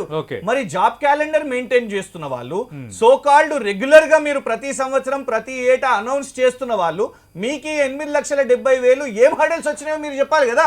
Me regular cycle ఇది, ఇప్పటి నుంచి కాదు. కాంగ్రెస్ కంటే ముందు జనతా పార్టీ ఎవరన్నా ఉన్నా కూడా మీ జాబ్ క్యాలెండర్ అనేది ఉంది. Why have you delayed this అనేది నేను అడుగుతున్నా. అంటే పదే ఇంకొకటి యూపీఎస్సీ, అలాగే రెగ్యులర్ గా ఎస్ఎస్సి, రెగ్యులర్ గా ఆర్ఆర్బి, రెగ్యులర్ గా ఆర్మీ, ఇన్ని చేస్తున్నా, బిఎస్ఆర్బి, ఇన్ని రిక్రూట్మెంట్ మేము ఉన్నాం కదా అంటున్నారు. మరి then why is it vacant? Why is it vacant? 8,70,000. ఇది 23 to 24%. అంతేకాదు ఇంకొకటి, ఇప్పుడు మమ్మల్ని చూడండి, మళ్ళా అదే 190,000 ఖాళీలు ఉన్నాయి, 190,000 ఖాళీలు ఉన్నాయి. ఐ హావ్ ఇప్పుడు నేను ఎందుకు మిమ్మల్ని మీ ఫ్యాక్ట్స్ ఫిగర్స్ తో రండి అని అంటున్నా అంటే, దీనికి అగేన్స్ట్ గా మీరు ఏం పెడుతున్నారు చెప్పండి. Please give up your numbers. ఖచ్చితంగా ఓకే. అటు ప్రతిపక్షాలు పాయింట్అవుట్ చేస్తున్న అంశాలు, మీరు ఇస్తున్న జవాబులు, ఇదంతా ఒక చర్చ అయితే ఖచ్చితంగా 80,000 పోస్టుల భర్తీ త్వరితగతిన జరగాలి. ఎప్పటి నుంచో ఉద్యోగాల కోసం వేచి ఉన్న అటు నిరుద్యోగుల ముఖాల్లో ఆనందాలు వెల్లివేరాలంటే కూడా కోరుకుంటుంది. అంటే విఠల్ గారు, ఓకే రాజకీయాలను ఒక్క నిమిషం అన్ని పక్కన పెడదాం. మీరు కూడా ఒక ఉద్యోగ సంఘాల నేతగా పనిచేశారు, అలాగే ఈ గ్రూప్ 2 ద్వారా మీరు రిక్రూట్ అయ్యి గ్రూప్ 1 స్థాయికి ఎదిగిన ఇదిగా ఉన్నారు. ఇప్పుడు ఈ జాబ్స్కి ప్రిపేర్ అవుతున్న వాళ్ళకి మీరు ఇచ్చే సలహాలు, పాజిటివ్గా ప్రిపరేషన్ ఎట్లా ఉండాలి, ప్లానింగ్ ఎట్లా ఉండాలి? ఎగ్జాక్ట్ సతీష్ గారు, నేను పాలిటిక్స్ గురించి మాట్లాడి రాలే. టెక్నికల్ పాయింట్ ఇష్యూస్ మాట్లాడదామని వచ్చాను. Right, even though. కృష్ణ గారు ప్రతిసారి పాలిటిక్స్ గురించి మాట్లాడితే మీరు మాట్లాడకపోయినా ఏమైందంటే now you technical are issue with మాట్లాడాలి. ఫస్ట్ నేను మాట్లాడలేదు, ఫస్ట్ నేను వారితోనే మొదలైంది. నేను ఈ మాట్లాడలేదు. blame game, BJP ఈ బీజేపీ ఈ Yeah. బంజారా మీరు. Automatic గా. కృష్ణ గారు మీరు కృష్ణ గారు you have automatic గా- started this automatic గా debate. మిమ్మల్ని అట్లా Start మీరు మీ నుంచి ఏమనాలి? అయింది. మీ నుంచి అయింది. మీరు Stop please, blaming me. please, Stop please. blaming me. Right. First Right, me right, నుంచి right, మొదలైందండి. right. వదిలేయండి, అది వదిలేయండి. డిబేట్ మీ నుంచి కాదు, మొదలైంది. కాదు. ఎందుకు బ్లేమ్ దయచేసి, చేస్తున్నారు? దయచేసి. కాదు, సతీష్ గారు Right. చర్చ పెట్టింది మీరు, Right, right. మాట్లాడింది I'm not వారు. blaming you. దయచేసి మీరు వదిలేయండి. కృష్ణ గారు ఇట్లా మాట్లాడుతున్నారు I'm not ప్రతిసారి blaming you. I am appealing you. నేను అప్పీల్ చేస్తున్నా మంచోళ్ళు ఒక్క మేము నిమిషం. రాజకీయాలు చేయమన్నట్టు ఎందుకండి ఈ డ్రామాలు? ఒక్క నిమిషం. డ్రామాలు కాదు, మీరు డ్రామాలు ఆడుతున్నారు. Please, You have raised Just it. withdraw your మీరు మాట్లాడారు. Right, Then right, why did right. you Withdraw name your me? drama words. Stop naming me. మీరు Stop అనవసరంగా naming me. రెండు Right, వేల right. మూడు కోట్లని Please, please. సతీష్ గారు blame చేయడం కాదు. అవును మరి You should పకోడీలు not blame వేసుకోమని ఎవరు చెప్పారు? కృష్ణ గారు. పకోడీలు Technical వేసుకోమని issues ఎవరు మాట్లాడదాం. చెప్పారు? కృష్ణ మీ గారు. క్వశ్చన్స్ కూడా మీరు నేను- raise చేయాలి. నేను Technical. technical- You Right, have right. vacant పెట్టలేదు. vacant. కృష్ణ గారు. Vacant నువ్వు పెట్టినావు exam నువ్వు. కృష్ణ గారు, ఒక్క 8,70,000 నువ్వు నువ్వు భర్తీ చేయని అడగడం నువ్వు నేను మా- మా Right, హక్కు right. కాదా? Please, మా హక్కు please. కాదా? Please, please. ఇవాళ నువ్వు రైల్వేస్ వేస్తలేవు. Right. ఎందుకు రైల్వేస్ ఇవాళ మీద పిల్లలు కోర్టుకి ఎవడు? ఎన్ని Right. సంవత్సరాలు? Right. రైల్వేస్ మేము మీద పోయినామా? మేము రైల్వేస్ పోయినామా? లో బీహార్ మేము వాళ్ళు పోయినామా? కోర్టుకి మీతో- Right. మీతో See, చేతగాక see, ఈ you- EBC reservation you Krishna, have- Okay, okay, okay. Krishna, just Right. stop మీరు- here. మీరు Right. adjust మీరు చేయాలి. ఒకవేళ You మాట్లాడాలనుకుంటే రాజకీయాలు Right. మాట్లాడదాం. Right, right, right. రాజకీయాలు మాట్లాడితే నేను రాజకీయాలు వద్దుకోరు అంటుంటే మీరు రాజకీయాలు మాట్లాడుతున్నారు. నేను రాజకీయాలు వద్దంటే నేను రాజకీయాలు ఇంకా వద్దంటే ఎక్కువ మాట్లాడతాను. మీరు నేను వచ్చిన రాజకీయాలు వద్దంటే మీరు రాజకీయాలు రాజకీయాలు మాట్లాడుతున్నారు. ఒక్క నిమిషం. మాట్లాడదాం. Please, please, please, please, please, Technical గా మాట్లాడదాం. please, please, ఒక్క నిమిషం, ఒక్క నిమిషం, please, కృష్ణ గారు. టెక్నికల్ గా మాట్లాడితే disturb చేస్తున్నావు. కృష్ణ గారు, కృష్ణ గారు. టెక్నికల్ గా మాట్లాడితే కృష్ణ గారు, technical issue మీరు question అడిగారు, వాళ్ళు చేస్తే సమాధానం చెప్పారు, దానికి వాళ్ళు అడిగారు, answer మీరు సమాధానం చేయకుండా చెప్పారు. ఫైనల్ గా విఠల్ గారు, విఠల్ గారు, విఠల్ గారు, విఠల్ గారు, ఎగ్జామ్స్ కి ప్రిపేర్ అవుతున్న అభ్యర్థులు, ఎగ్జామ్స్ కి ఎగ్జామ్స్ కి ప్రిపేర్ అవుతున్న అభ్యర్థులు ఎలాంటి జాగ్రత్తలు తీసుకోవాలి ప్రిపరేషన్ విషయంలో? కొంత అంటే పాలిటిక్స్ ఒక నిమిషం పక్కన పెడితే మీరు ఇచ్చే సలహా ఏంటి? సతీష్ గారు ఏం రాజకీయాలండి ఇవి? ఏందండి ఇది? రైట్, ఒక్క నిమిషం. ఇప్పుడు విద్యార్థులకు న్యాయం గురించి మాట్లాడండి. విద్యార్థులకు జరగబోయేటువంటి అన్యాయం మీద మాట్లాడండి. కైలాష్ ఏం నాథ్ గారు, రాజకీయాలండి గంట ఇవి? నుంచి విద్యార్థులకు జరిగిన అన్యాయము, విద్యార్థుల్లో ఉన్న అనుమానము, ప్రతిపక్షాలు రేట్ చేస్తున్న పాయింట్ల పైన టెన్టీవీ రచ్చబండ కంటిన్యూ అవుతుంది. I think you are aware Yes, of it. నేనేమంటున్నానంటే I think you are రాజకీయాల aware of కోసం it. కాదు. మీరు అడిగిన క్వశ్చన్కు వాళ్ళు సమాధానం చెప్తుర్రా? తప్పించుకుంటారు ఇద్దరు అధికారంలో ఉన్న వాళ్ళు. ఖచ్చితంగా నేను అందుకే అడుగుతున్నాను. కృష్ణ గారు కొన్ని లెక్కలు చెప్తున్నారు. ఈ yes. లెక్కల్లో వాస్తవాలు లేవని విఠల్ గారు అంటున్నారు. విఠల్ గారు కూడా టీఎస్పీఎస్సీ Yes. సీనియర్ మెంబర్ గా పనిచేసిన అనుభవం ఉన్న వ్యక్తి. ప్రతిపక్షాలుగా మీరు నేను మాట్లాడుతున్న ఏమంటున్నా అంశాల్లో కొన్ని వాస్తవాలు ఉండొచ్చు, లేకపోవచ్చు. ఎందుకంటే మీరు కూడా నేను విద్యార్థి ఏమంటున్నా సంఘం, సార్ అంటే మీరు కూడా విద్యార్థి దశ నుంచి ఇవాళ- వచ్చిన నేత. I Yes, obey yes, your yes, నేను opinion. ఏమంటున్నా సతీష్ గారు? I respect your opinion. మీరు ఒక అద్భుతమైన చర్చ పెట్టిర్రు. కానీ అసలు ఆ చర్చ అద్భుతమైన అలాంటిదే చర్చ. ఇది జరగట్లేదు లక్షలాది అంటే మందికి కరెక్ట్ న్యాయం కాదు. జరగాలి. Hmm.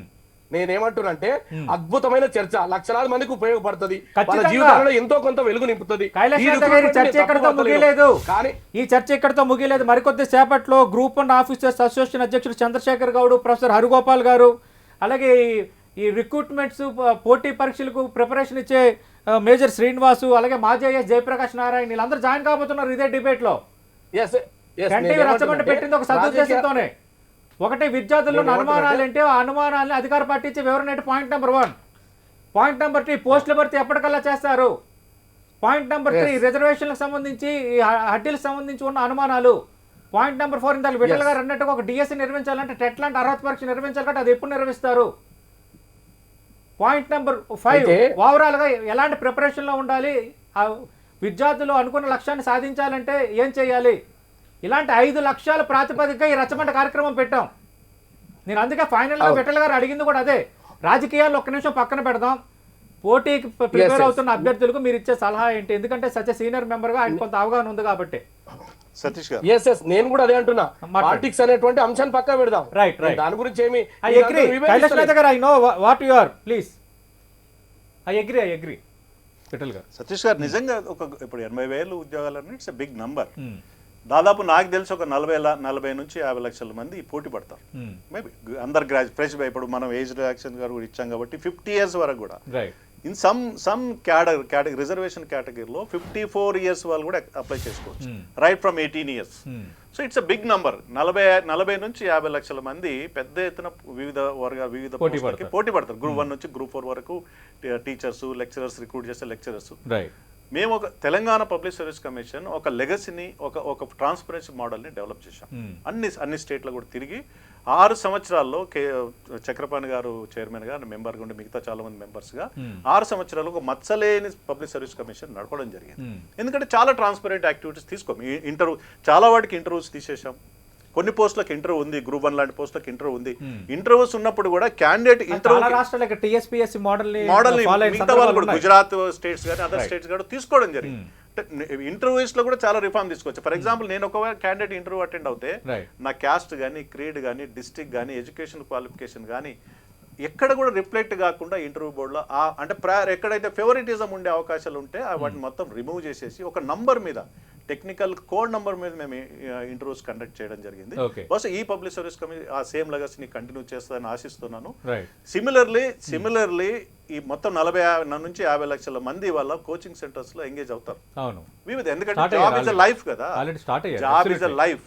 ఒక జీవితకాలం గవర్నమెంట్ సర్వీస్ లో జాబ్ అనేది గత 1:10 గా చూడొచ్చు మనం.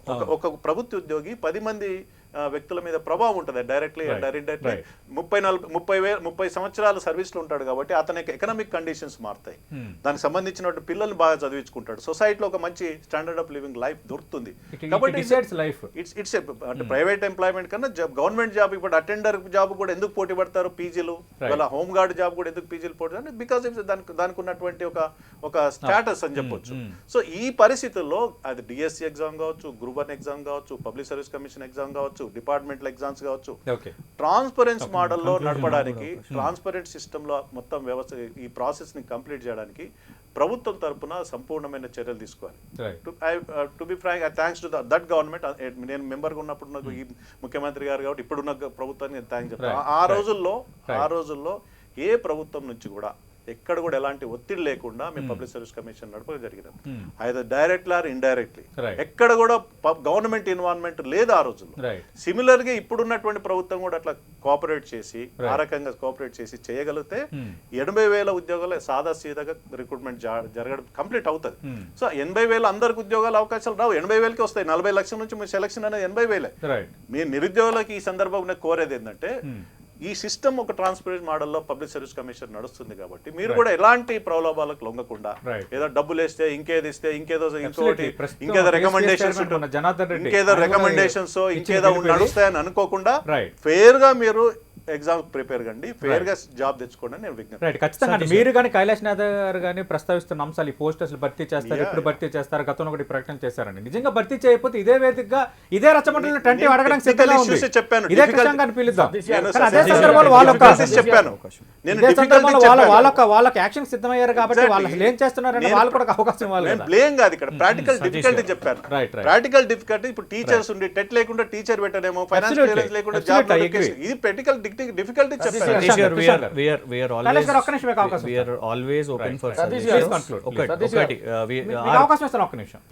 గవర్నమెంట్ ఏజెన్సీస్ ఏదైతే రిక్రూట్మెంట్ చేయబడుతుందో, మీకు అవకాశం ఇస్తా ఒక్క నిమిషం. Government agencies recruitment reflects on the attitude of the government.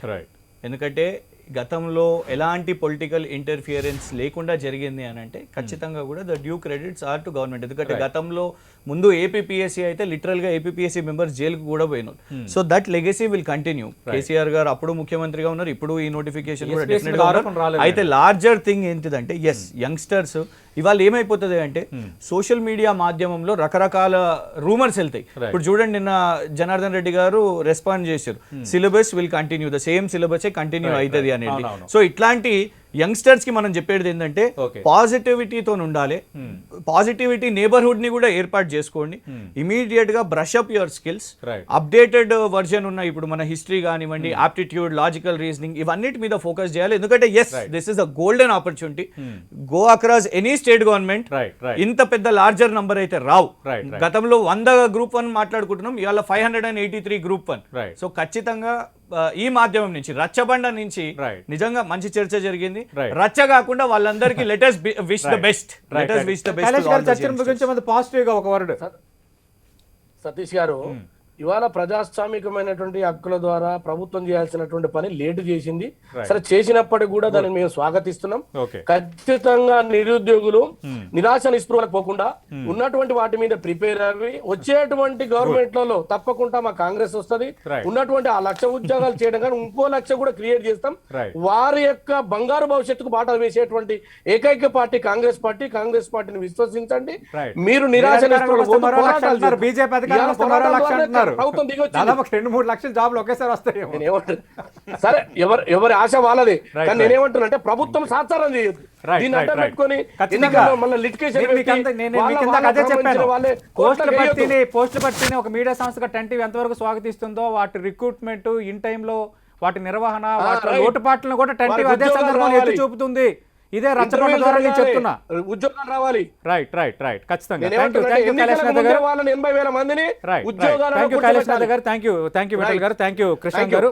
Overall గా ఈ ఉద్యోగాలకు సంబంధించి ప్రిపరేషన్స్ ఎట్లా ఉండాలి, ఈ అంశం సంబంధించి నెక్స్ట్ ప్యానెల్లో గ్రూప్ 1 ఆఫీసర్స్ అసోసియేషన్ అధ్యక్షుడు చంద్రశేఖర్ గౌడ్ మరి కాసేపట్లో డిబేట్లో జాయిన్ కాబోతున్నారు. అలాగే ప్రొఫెసర్ హరిగోపాల్ గారు, మేజర్ శ్రీనివాస్ గారు, జయప్రకాష్ నారాయణ గారు డిబేట్లో జాయిన్ కాబోతున్నారు. మ్యాసివ్ నోటిఫికేషన్ వచ్చింది కాబట్టి అభ్యర్థులు ఎట్లా ప్రిపేర్ అవ్వాలి, ప్లానింగ్ ఎట్లా ఉండాలి, దీనికి సంబంధించిన డిబేట్ కంటిన్యూ చేద్దాం. ముఖ్యమంత్రి కేసీఆర్ అసెంబ్లీలో చేసిన భారీ ఉద్యోగ ప్రకటన తర్వాత ఇప్పుడు తెలంగాణలో ఎటు చూసినా అదే చర్చ జరుగుతోంది. అసలు ఈ ఉద్యోగాల భర్తీ ఎప్పటికల్లా పూర్తి చేస్తారు? ఈ డిసెంబర్లో ఆయన ముందస్తు ఎన్నికలకు వెళ్ళబోతున్నారు కాబట్టి ఉద్యోగాల ప్రకటన చేశారు, పూర్తిగా భర్తీ చేస్తారన్న నమ్మకం లేదని విపక్షాలు ఒకవైపు పాయింట్ చేస్తున్నా, అదే సందర్భంలో కొన్ని అనుమానాలు వ్యక్తం చేస్తున్న నేపథ్యం ఒకవైపు అయితే ఒక్కసారిగా ఒక మ్యాసివ్ నోటిఫికేషన్ రావడంతో ఉద్యోగార్థుల ఆనందం కనిపిస్తోంది.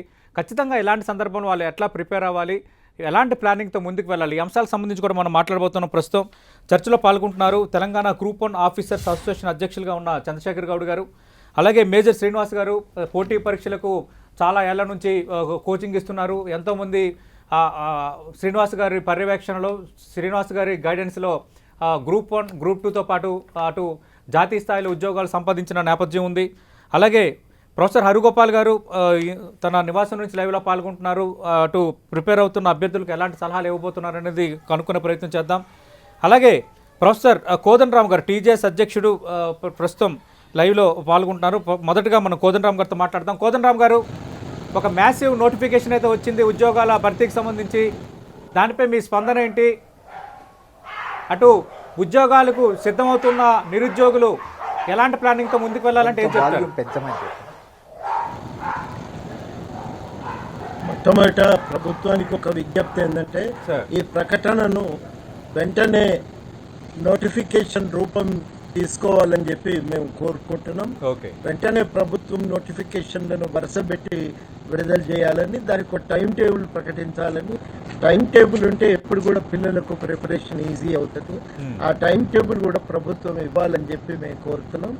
ఇక మూడో అంశం ఏంటంటే పిల్లల కోసం గవర్నమెంటే కొన్ని కోచింగ్ సెంటర్లను నడపగలిగితే కనీసం పూర్వపు 10 జిల్లాల పరిధిలో ఒక్కొక్క చోట ఒక్కొక్క కోచింగ్ సెంటర్ను గవర్నమెంటే నడపగలిగితే బాగుంటుంది. ఆ జిల్లాలో ఉన్న మంచి అధ్యాపకులందరినీ ఎంచుకొని వాళ్ళ ద్వారా ఈ కోచింగ్ ఇప్పించాలని కూడా కోరుతున్నాం.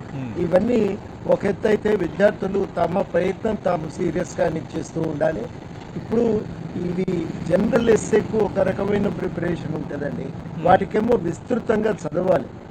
ఎప్పుడైతే ఆబ్జెక్టివ్ టైప్ ఎగ్జామ్ ఉంటుందో దానికి ఉండే ప్రిపరేషన్ పూర్తిగా భిన్నంగా ఉంటుంది.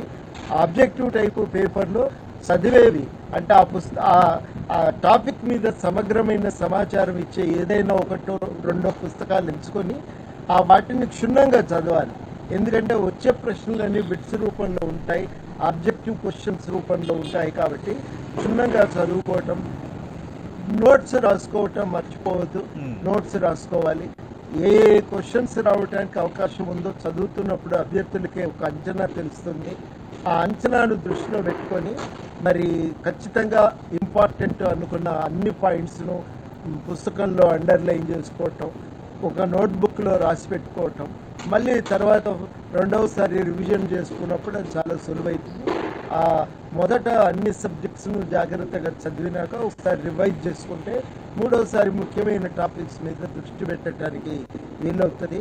కాబట్టి ఆ రకంగా పిల్లలు చదవాలని చెప్పి కూడా కోరుతా ఉన్నా. మీ ద్వారా నేను అందరికీ కూడా ఒక సూచన ఏం చేస్తున్నా అంటే ఇండియన్ కాన్స్టిట్యూషన్ కానీ తెలంగాణ రాష్ట్ర సాధన ఉద్యమానికి సంబంధించి కానీ మీకు ఏమన్నా డౌట్స్ ఉంటే క్లారిఫై చేయడానికి మేమంతా కూడా సిద్ధంగా అందుబాటులో ఉంటాం మీకు.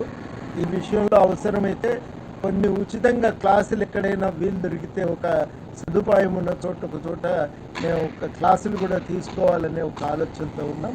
ఇవన్నీ కూడా మాతో కాగలిగే సహాయం మేము విద్యార్థులకు అందించడానికి మా వంతు ప్రయత్నం మేము చేస్తూ ఉంటాం.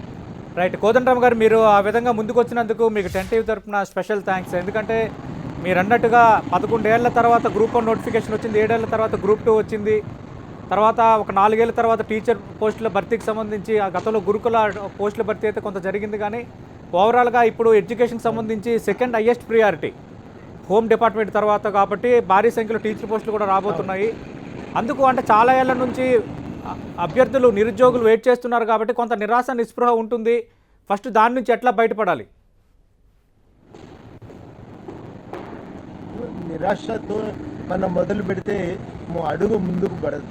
మానసిక స్థైర్యం చాలా ముఖ్యం. కొంత ప్రశాంతత మనకు ఉండాలి, చాలా అవసరం. ప్రశాంతత ఉంటే చదివేది మనసును మనసునకు ఎక్కుతుంది. తర్వాత మనం చదివేది అర్థమవుతుంది, జాగ్రత్తగా మనం దాన్ని ఆకలింపు చేసుకోగలుగుతాం. మానసిక ప్రశాంతత చాలా ముఖ్యం. మీరు నిద్రను మానుకొని రాత్రింతా కూడా చదువుతారంటే లాభం లేదు. కొంత మనిషికి విశ్రామం కూడా అవసరం. జాగ్రత్తగా నిద్రపోండి, టెన్షన్ గురిగాకండి. అవకాశాలు వచ్చినాయి, దాన్ని ఉపయోగించుకునే ప్రయత్నం చేయటం మంచిది. కానీ టెన్షన్ గురై ఉన్న సబ్జెక్టును ఉన్న అవకాశాలని చేదర్చుకోవద్దని అందరికీ విజ్ఞప్తి చేస్తున్నా. ఎట్టి పరిస్థితుల్లో టెన్షన్కు గురి కాకండి. మీ పని ఏంటిది అనేది మీరు గుర్తించండి. మీరు చేయవలసిన పని ఒక క్రమ పద్ధతిలో టైం టేబుల్ వేసుకోండి. ఆ టైం టేబుల్ ప్రకారం ఒక్కో టాపిక్ ఎంత టైం ఉంది, ఒక్కో సబ్జెక్ట్ ఎంత టైం ఉంది అనేది గుర్తించండి. దాని ప్రకారం మీరు ప్రిపరేషన్ చేసుకోవటం వల్ల మీకు చాలా సులువు అవుతుంది. పాత పేపర్లు ఏమన్నా మీకు ఉపయోగపడగలిగేవి దొరికితే వాటిని కూడా కొంత దృష్టిలో పెట్టుకోవాలని చెప్పి నేను సూచన చేస్తున్నా. టెన్షన్ వదిలిపెట్టండి, ప్లానింగ్ వేసుకోండి. ప్లానింగ్ ప్రకారం మీరు చేయవలసిన పని మీరు చేయండి. అదే ఇవాళ మన ముందు ఉన్నటువంటి కర్తవ్యం, మన బాధ్యత అని మర్చిపోకండి. Right, thank you professor Kodandaram గారు. కొంత బిజీ షెడ్యూల్లో ఉన్నారు, ప్రయాణంలో ఉన్న 10 టీవీకి మీ విలువైన సమయాన్ని కేటాయించారు. ప్రొఫెసర్ కోదండరామ్ టీజేఎస్ అధ్యక్షులు, తెలంగాణ ఉద్యమంలో జేఏసీ కన్వీనర్గా కీలక పాత్ర పోషించిన వ్యక్తి, చాలా విలువైన సూచనలు చేశారు. ముందుగా ఆయన ప్రభుత్వానికి డిమాండ్ చేస్తున్న అంశం ఏంటంటే 80,039 పోస్టుల భర్తీకి సంబంధించి ఎప్పుడు ఏ నోటిఫికేషన్ వస్తుందని ఒక క్లారిటీగా ఒక క్యాలెండర్ రిలీజ్ చేస్తే దానికి తగ్గట్టుగా ఆయా పోస్టులకు సంబంధించి ప్రిపేర్ అయ్యే అభ్యర్థులు ఒక ప్లానింగ్తో ముందుకు వెళ్ళే పరిస్థితి ఉంటుంది. ఆ మెటీరియల్ను సిద్ధం చేసుకోవటం, ఇలాంటివన్నీ ఏర్పాట్లు చేసుకునే పరిస్థితి ఉందన్న ఒక సూచనని ప్రభుత్వానికి చేస్తున్నారు. అదే సందర్భంలో ఈ ప్రిపేర్ అయ్యే అభ్యర్థులు ఎక్కడైనా అవకాశం దొరికినప్పుడు అవసరమైతే వచ్చి పాఠాలు చెప్పడానికి తాను సిద్ధంగా ఉన్నానని 10 టీవీ రచ్చబండ వేదికగా ఆయన ఒక ప్రకటన చేశారు. అలాగే ఒక టీం ఉంది, ఆ టీంను కూడా మేము సిద్ధంగా ఉన్నాము. ఎక్కడైతే అటు విద్యార్థులు ప్రిపేర్ అవుతున్నారో అక్కడికి వచ్చి తెలంగాణ సాధన ఉద్యమం కానీ, అలాగే పాలిటీ కానీ, కాన్స్టిట్యూషన్కి సంబంధించి కానీ, ఇలాంటి సబ్జెక్టులకు సంబంధించి మేము క్లియర్ కట్గా వివరించడానికి సిద్ధంగా ఉన్నామంటున్నారు. థ్యాంక్ యూ సార్ కోదండరామ్ గారు, ముందుగా ఆ విధంగా మీరు ముందుకు వచ్చినందుకు. రైట్, చంద్రశేఖర్ గౌడ్ గారు, ఖచ్చితంగా అప్పటికి ఇప్పుడు పోల్చుకుంటే కొంత ఎగ్జామినేషన్స్లో ప్యాటర్న్స్ మారాయి, ఇంటర్వ్యూ మోడల్స్ మారాయి, కొన్నిటికి అసలు ఇంటర్వ్యూలు కూడా లేని పరిస్థితి కనిపిస్తోంది. ఒక్కసారిగా మ్యాసివ్గా ఈ పోస్టుల భర్తీ అనేది జరగబోతోంది. అటు ఎవరైతే నిరుద్యోగులు ఉన్నారో ప్రిపేర్ అవుతున్న అభ్యర్థులు చాలా ఉత్సుకత కనిపిస్తోంది. నేను కూడా గాంధీనగర్లో ఉంటాను, అశోక్ నగర్ ఆ ప్రాంతం మొత్తం కలకలాడుతోంది. ఎందుకంటే ఎట్టి పరిస్థితుల్లో మనం ఒక జాబ్ కొట్టాలని ఉదయం లెగిస్తే విద్యార్థులు బుక్స్ పట్టుకొని కోచింగ్ సెంటర్కి వెళ్తున్న పరిస్థితి కనిపిస్తోంది. మీరు ఇచ్చే సలహాలు ఏంటి, సూచనలు ఏంటి? నమస్కారం అండి. నమస్తే సార్. 2015లోనే తెలంగాణ రాష్ట్ర public service commission group 1, group 2, group 3, group 4 పై సిలబస్ను విడుదల చేసింది. కాబట్టి ఆ సిలబస్ అనేది ఇప్పుడు ఏ అభ్యర్థి కూడా కొత్త కాదు. ఈరోజు నిన్న సర్వీస్ కమిషన్ చైర్మన్ గారు కూడా స్పష్టంగా తన ఇంటర్వ్యూలో చెప్పారు, సిలబస్లో జనార్దన్ రెడ్డి గారు సిలబస్లో మార్పు లేనట్లే అనేసి. ఈ నేపథ్యంలో గౌరవ కేసీఆర్ గారు అసెంబ్లీ వేదికగా 80,039 ప్రత్యక్ష పద్ధతుల నియామకాలు వెలువరిస్తామని ప్రకటన చేశారు. అంటే ఒక్కసారి స్తబ్దంగా ఉన్నటువంటి పోటీ పరీక్షల వాతావరణంలో ఒక ఉత్సాహం కానివ్వండి, అదే సమయంలో టెన్షను, యాంగ్జైటీ పెరిగిన మాట వాస్తవం. అయితే నేను ఈ వేదిక ద్వారా నేను అభ్యర్థులకు, ఉద్యోగార్థులకు నేను చెప్పే సూచనలు ఏంటంటే, మీరు సిలబస్పై సమగ్ర అవగాహన ఫస్ట్ పెంచుకోండి. సంబంధిత సిలబస్ మీరు ఏ సిలబస్ అని అనుకుంటున్నారో, ఏ ప్రిపేర్ కావాలనుకుంటున్నారో మొట్టమొదట సంబంధిత సిలబస్పై ఒక సమగ్ర అవగాహన అనేది తెచ్చుకోవాలి. అదే సమయంలో పరీక్ష విధానాన్ని తెలుసుకోవాలి. గ్రూప్ 1 మెయిన్స్ తప్ప అన్ని పరీక్షల్లో కూడా ఆబ్జెక్టివ్ టైప్ ప్రశ్నలు ఉంటాయి. ఆబ్జెక్టివ్ టైప్ ప్రశ్నలు ఉన్నంత మాత్రాన మీరు ఆబ్జెక్టివ్ ఓరియంట్లో ప్రిపేర్ కాకూడదు. ఖచ్చితంగా డిస్క్రిప్టివ్ టైప్లో ప్రిపేర్ అవుతూ చాప్టర్ లింకును ఏర్పాటు చేసుకుంటూ ప్రశ్న జవాబుల పద్ధతిని ప్రాక్టీస్ చేయాలి. అంతేకాకుండా పాత ప్రశ్న పత్రాలను విశ్లేషించుకోవాలి. ఉమ్మడి ఆంధ్రప్రదేశ్లో ఉన్నటువంటి సిలబస్ దాదాపు 70% సిలబస్ కామన్ ఉంది. తెలంగాణ రాష్ట్రం ఏర్పడిన తర్వాత గ్రూప్ 2 నోటిఫికేషన్లో కూడా తెలంగాణ స్టేట్ ఫార్మేషన్ మూమెంట్ ఉంది కాబట్టి ఆ పాత ప్రశ్న పత్రాలను విశ్లేషించుకోవాలి. ప్రామాణిక గ్రంథాలను కూడా మనం ఎంపిక చేసుకోవాలి. ప్రామాణిక గ్రంథాలంటే తెలుగు అకాడమీకి సంబంధించినటువంటి మన ప్రభుత్వం, తెలంగాణ ప్రభుత్వము ఆల్రెడీ తెలుగు మీడియంలో కావచ్చు, ఇంగ్లీష్ మీడియంలో కావచ్చు పోటీ పరీక్షలు ప్రత్యేకంగా వెలువరించింది. అంతేకాకుండా నిష్ణాతులైన రచయితల యొక్క గ్రంథాలు, పేరెన్నికగా ఉన్నటువంటి పబ్లిషర్స్ యొక్క గ్రంథాలు, వాటన్నిటిని కూడా మనం ఎంచుకొని చేసుకోవాలి. తర్వాత కామన్ సిలబస్ ఏదైతే ఉందో గ్రూప్ 1 నుంచి గ్రూప్ 4 వరకు మాత్రం కాకుండా జిల్లా, జోనల్, మల్టీ జోనల్, ఇతర ఉద్యోగాలు 80,039 అన్నారు కాబట్టి దాదాపు కామన్ సిలబస్ ఇండియన్ పోలిటీ కావచ్చు, హిస్టరీ కావచ్చు, జాగ్రఫీ కావచ్చు, కరెంట్ అఫైర్స్ కామన్ సిలబస్ను మొదలు పెట్టాలి. తర్వాత నోటిఫికేషన్ అంటే చంద్రశేఖర్ గౌడ్ గారు కామన్ సిలబస్ అంటే మళ్ళీ స్పెసిఫిక్గా ప్రభుత్వం ఏమైనా ఒక ప్యాటర్న్ ఏమైనా రిలీజ్ చేసిందా? మీరు అంటున్న ఈ జోనల్ పోస్టులు, తర్వాత జిల్లా కేడర్ పోస్టులు ఇవన్నీ ఉన్నాయి కదా, వాటికి ఈ మెటీరియల్ చదువుకోవాలి, ఈ సిలబస్ ఆధారంగా వెళ్ళాలని ఏమైనా ఇప్పటికే ఒక కరికులం ఉందా, ఒక ప్లాట్ఫామ్? ఇప్పుడు మనకు ముఖ్యంగా ఏంటంటే జనరల్ డిగ్రీ స్థాయి అభ్యర్థులకు group 1, group 2, group 3, group 4 syllabus ఇప్పటికే సర్వీస్ కమిషన్ వెబ్సైట్ లో వాళ్ళు ఇచ్చారు అఫీషియల్ గా. తీసుకోండి. ఆ తీసుకున్న తర్వాత దాంట్లో ఉన్నటువంటి కామన్ సిలబస్ అదే జనరల్ నాలెడ్జ్, జనరల్ స్టడీస్ రూపంలో రేపు ఏ ఎగ్జామ్ అయినప్పటికీ కూడా జనరల్ స్టడీస్ ఒక పేపర్ ఉంటుందండి. అంటే టెక్నికల్ ఎగ్జామ్స్ కావచ్చు, ఇప్పుడు ఫర్ ఎగ్జాంపుల్ యూనిఫామ్ ఎస్ఐ కావచ్చు, తర్వాత assistant executive engineer, assistant motor vehicle inspectors, agriculture office, ఇన్ని టెక్నికల్ పోస్టులు ఉన్నప్పటికీ కూడా ఒక పేపర్ జనరల్ స్టడీస్ ఉంటుంది. జనరల్ స్టడీస్లో ఉన్నటువంటి పేపరు తర్వాత గ్రూప్ 1, గ్రూప్ 2, గ్రూప్ 3, గ్రూప్ 4 ఉన్నటువంటి సిలబస్, కామన్ సిలబస్ ఏదైతే ఉందో 80% కామన్ సిలబస్ను ఫస్ట్ అది ఎంచుకొని ఆ విధంగా ప్రిపేర్ కావాలి. మొట్టమొదటి సిలబస్పై అవగాహన, పరీక్షా విధానానికి అనుగుణంగా ప్రిపరేషను, ప్రశ్న జవాబుల ప్రాక్టీసు, పాత ప్రశ్న పత్రాల విశ్లేషణ, తర్వాత ప్రామాణిక గ్రంథాలను ఎంపిక చేసుకోవడము, అన్నిటిని మించి ప్రిపరేషన్ నోటిఫికేషన్ ఎప్పుడు పడుతుంది, పడ్డ తర్వాత ప్రిపేర్ అయిదాం అనకుండా ప్రిపరేషన్ ఈ రోజు నుంచే. ఆ మాటకు వస్తే ఇంతకుముందు ప్రిపరేషన్లో ఉన్న వాళ్ళు ఉధృతాన్ని పెంచడము, కొత్తగా ప్రిపేర్ అయ్యే వాళ్ళు ఈ రోజు నుంచి ఇమ్మీడియట్గా సిలబస్ను ముందు పెట్టుకొని తదనుగుణంగా ప్రిపరేషన్ చేయడము. ప్రిపరేషన్తో పాటు ఆ ప్రిపరేషన్ క్రమంలో ప్రిపరేషన్ చేసుకుంటూ రివిజన్ చేసుకోవాలి. రివిజన్ చేసుకుంటూ నోట్స్ను ప్రిపేర్ చేసుకోవాలి. ఆ నోట్స్ను కూడా మళ్ళీ సంక్షిప్తంగా అరచేతులు మిడ్చుకునే విధంగా ప్రిపేర్ అవ్వకుంటూ ఒక సుదీర్ఘకాల ప్రిపరేషన్ ఉంటే మనం ఒత్తిడిని తగ్గించుకోవచ్చు. ఈ సందర్భంగా నేను విన్నవించుకునేది ఏంటంటే, చాలామంది అభ్యర్థులు ఎదుర్కొనే ప్రధాన సమస్య ఏంటంటే, ఈ 6 అంశాల పట్ల ఎంత అవగాహన ఉన్నప్పటికీ కూడా తర్వాత అంశాలు ఏవైతే ఉన్నాయో మానసిక స్థైర్యాన్ని కోల్పోవడము, నిరాశ నిస్పృహకు లోను కావడము, ఒత్తిడిని పెంచుకోవడము, తర్వాత అపోహలు, పుకార్లు, ఆందోళన వాటన్నిటిని చేయడము. అన్నిటిని మించి ఏంటంటే, దయచేసి సోషల్ మీడియాలో అనవసర వదంతులకు నమ్మకండి. ఈ రోజు సాయంత్రమే ఇన్న వెంటనే వాట్సాప్ గ్రూప్లకు వెళ్ళి లెఫ్ట్ కావాల్సిన అవసరం ఎంతైనా ఉంది. అనవసరమైన సోషల్ మీడియాకి వెళ్ళి ఫేస్బుక్ లోకి లెఫ్ట్ కండి. చాలా ఖచ్చితమైన సలహా ఇచ్చారు మీరు చంద్రశేఖర్ గారు. ఎందుకంటే ఆల్రెడీ ఇప్పుడు గ్రూప్ 1, గ్రూప్ 2, గ్రూప్ 3, గ్రూప్ 4కి సంబంధించి కొత్త సిలబస్ని ప్రభుత్వం సిద్ధం చేయబోతుందని గత 3 రోజులుగా ప్రచారం జరిగింది. టెంటివ్ కూడా చాలా ఫోన్ కాల్స్ వచ్చాయి. దానిపై క్లారిటీ కూడా మేము ఇచ్చే ప్రయత్నం చేశాం. అదే నేపథ్యంలో టీఎస్పీఎస్సీ చైర్మన్గా ఉన్న జనార్దన్ రెడ్డి గారు ఈరోజు ఒక ప్రకటన చేశారు. నిన్న ఆయన చేసిన ప్రకటన ఏంటంటే గతంలో ఇచ్చిన సిలబస్సే ఉంటుందని. అలాంటి ట్రోల్స్ బాగా నడుస్తున్నాయి. ఖచ్చితంగా ఆ విషయంలో నిరుద్యోగులు చాలా క్లారిటీగా, చాలా విజ్ఞతతో, చాలా జాగ్రత్తతో, చాలా అలర్ట్గా ఉండాలని టెంటివ్ కూడా కోరుకుంటుంది. ఇక శ్రీనివాస్ గారు, ఇందాక చంద్రశేఖర్ గారు అన్నారు, అంటే నోటిఫికేషన్ ఎప్పుడు వస్తుందో అప్పుడు వచ్చిన తర్వాత ప్రిపేర్ అవుతామని కాదు, ముందుగా సిద్ధంగా ఉండాలని. మీరు కూడా ఆర్మీలో పనిచేసి వచ్చిన వ్యక్తిగా ఖచ్చితంగా అంటే ఒక ఆర్మీ అనేది ఎప్పుడు కూడా యుద్ధం ఎప్పుడు వస్తుందో తెలియదు, బట్ సిద్ధంగా ఉంటారు ఎప్పుడు యుద్ధం వచ్చినా చేయటానికి. ఆ దిశగా అభ్యర్థులు ఎట్లా ఉండాలి ప్రిపరేషన్? ఫస్ట్ మెంటల్ ప్రిపరేషన్ అంటారు కదా, మానసికంగా సిద్ధం అవటం అనేది, ఆ సన్నద్ధత ఎలా ఉండాలి? ఇప్పుడు the more you sweat in peace the less you bleed in war. ఏదైనా సరే యుద్ధం వచ్చిన తర్వాత కత్తి నూరేటువంటి వాడు ఎవడైతే ఉన్నాడో వాడు ఎప్పుడు విజయం సాధించడండి. మనకు నోటిఫికేషన్లు వస్తాయని తెలుసు, ఖచ్చితంగా విజయం సాధించాలని మనం కోరుకుంటున్నాం. నోటిఫికేషన్లు ఎంత సమయం పడుతుంది అనేటువంటిది అందాజాగా ఒక యావరేజ్గా ఒక సమయాన్ని మనం అనుకుని, అంటే ఈ రోజు ప్రకటించారంటే ఒక 6 నెలల్లో ఎగ్జామ్ ఉండొచ్చు, లేదా ఒక సంవత్సరంలో ఎగ్జామ్ ఉండొచ్చు. ఒక ప్లానింగ్ అనేటువంటిది short term planning, long term planning అనేటువంటిది ఒకటి ఉండాలండి. అండ్ నోటిఫికేషన్ రాకముందే మీ యొక్క ప్రిపరేషన్ పూర్తి అయిపోయినట్లయితే మీకు సగం మీ యొక్క బర్డెన్ పూర్తయినట్టు. ఆ తర్వాత రీడ్, రిపీట్ అండ్ రివైజ్, అంటే రివైజ్ చేసుకుంటూ మొత్తం సిలబస్ని మిత్రులు చంద్రశేఖర్ గౌడ్ గారు చాలా చక్కగా చెప్పారండి. ఆయనకు ఉన్నటువంటి అనుభవం ఏదైతే ఉందో, ఆయన ప్రిపరేషన్ అనుభవం అంతా కూడా చాలా చక్కగా పాయింట్ల రూపంలో వివరించారు.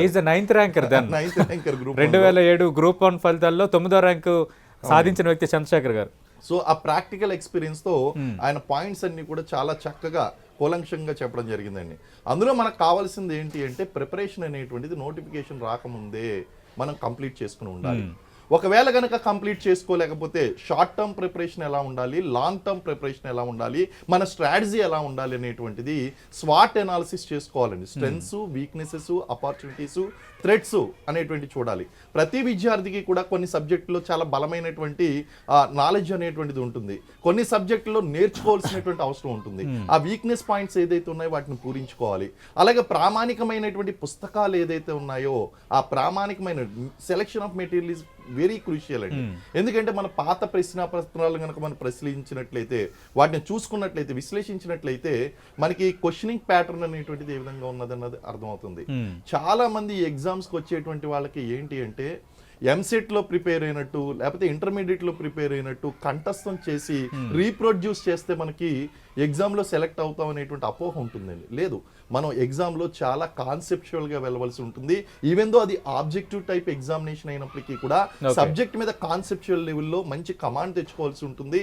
అలాగే మార్కెట్లో మీకు ఈ యొక్క కాంపిటీషన్ వరల్డ్లో ఒక 100 మంది ఎగ్జామ్ పేపర్ రాస్తున్నారు, 1000 మంది ఎగ్జామినేషన్ రాస్తున్నారంటే మీ యొక్క ఆన్సర్ రైటింగ్ ఏదైతే ఉందో చాలా ఇన్నోవేటివ్గా ఉండాలి. అంటే మనం ఒక సబ్జెక్ట్ రాస్తున్నాము అంటే there is no restriction. Economy ప్రశ్న పడిందంటే ఎకానమీ ఆస్పెక్ట్స్ మాత్రమే రాయాలని లేదు. దాన్ని అన్ని కోణాల్లోనూ, రాజకీయ కోణంలోనూ, ఆర్థిక కోణంలోనూ, సామాజిక కోణంలోనూ, సాంస్కృతిక కోణంలోనూ మీరు you have to link the subject. అన్నిటికంటే మించి న్యూస్ పేపర్ ఐటమ్స్ ఏదైతే ఉన్నాయో, నిన్నటికి నిన్న మనం చూసుకున్నట్లయితే ఈ కళ్యాణ లక్ష్మి పథకం అనేటువంటిది కులాంతర వివాహాలు చేసుకున్నటువంటి వారికి కూడా వర్తిస్తుంది అనేటువంటి స్టేట్మెంట్ ఒకటి బయటకు వచ్చిందండి. ఇలాంటి అంశాలన్నింటినీ కూడా మీరు అప్డేట్ చేసుకుంటూ ఉండాలి. అండ్ న్యూస్ పేపర్లో వచ్చేటువంటి అంశాలను అప్డేట్ చేసుకుంటూ అసలు ఈరోజు ఆ యొక్క ఉక్రెయిన్లో ఉన్నటువంటి సమస్య ఏంటి, అసలు రష్యాలో ఉన్నటువంటి సమస్య ఏంటి, రష్యా ఎందుకు దాడికి దిగబోతుంది, అక్కడ యుద్ధం జరుగుతుంటే ఇక్కడ మన ఈ యొక్క వంట నూనె యొక్క రేట్ ఎందుకు పెరిగిపోయింది, ఏ వస్తువుల యొక్క రేటు పెరిగింది, ఈ లింకింగ్ అనేటువంటి చాలా ఇంపార్టెంట్. అంటే ఏంటి, కాంపిటేటివ్ ఎగ్జామ్ కి ప్రిపేర్ అయ్యేటువంటి వ్యక్తికి ఆ సబ్జెక్ట్ నాలెడ్జ్ ఏదైతే ఉందో, పుస్తకాల్లో ఉన్నటువంటి నాలెడ్జ్ ని మన సొసైటీ సమాజంలో ఉన్నటువంటి చుట్టూ ఉన్నటువంటి అంశాలకు జోడించుకున్నప్పుడు ఒక అద్భుతమైనటువంటి నీదైనటువంటి స్టైల్లో ఒక ఆన్సర్ తయారవుతుంది. ఆ ఆన్సర్ ఎలా ఉండాలి అంటే గనక మన పేపర్ దుద్దేటువంటి ఆ ప్రొఫెసర్ ఎవరైతే ఉన్నారో ఆ ప్రొఫెసర్ ని పరిశీలించే విధంగా, ఆయన్ని టచ్ చేసే విధంగా, మీ మనసులో ఉన్నటువంటి భావాలను పూర్తి స్థాయిలో వ్యక్తీకరించే విధంగా ఆ పేపర్ అనేటువంటిది ఉండాలి. అంటే గ్రూప్ 1 ఓరియంటేషన్ అనేటువంటిది పూర్తిగా it is power of your expression. మీ మనసులో ఉన్నటువంటి అంశాలు 100% మీరు ఆ యొక్క ప్రశ్నలు పత్రాన్ని, మా యొక్క జవాబు పత్రాన్ని దుద్దేటువంటి ఆ యొక్క ప్రొఫెసర్ గారిని పలకరించగలిగితే it should touch his heart. ఖచ్చితంగా మీకు మార్కులు పడతాయండి.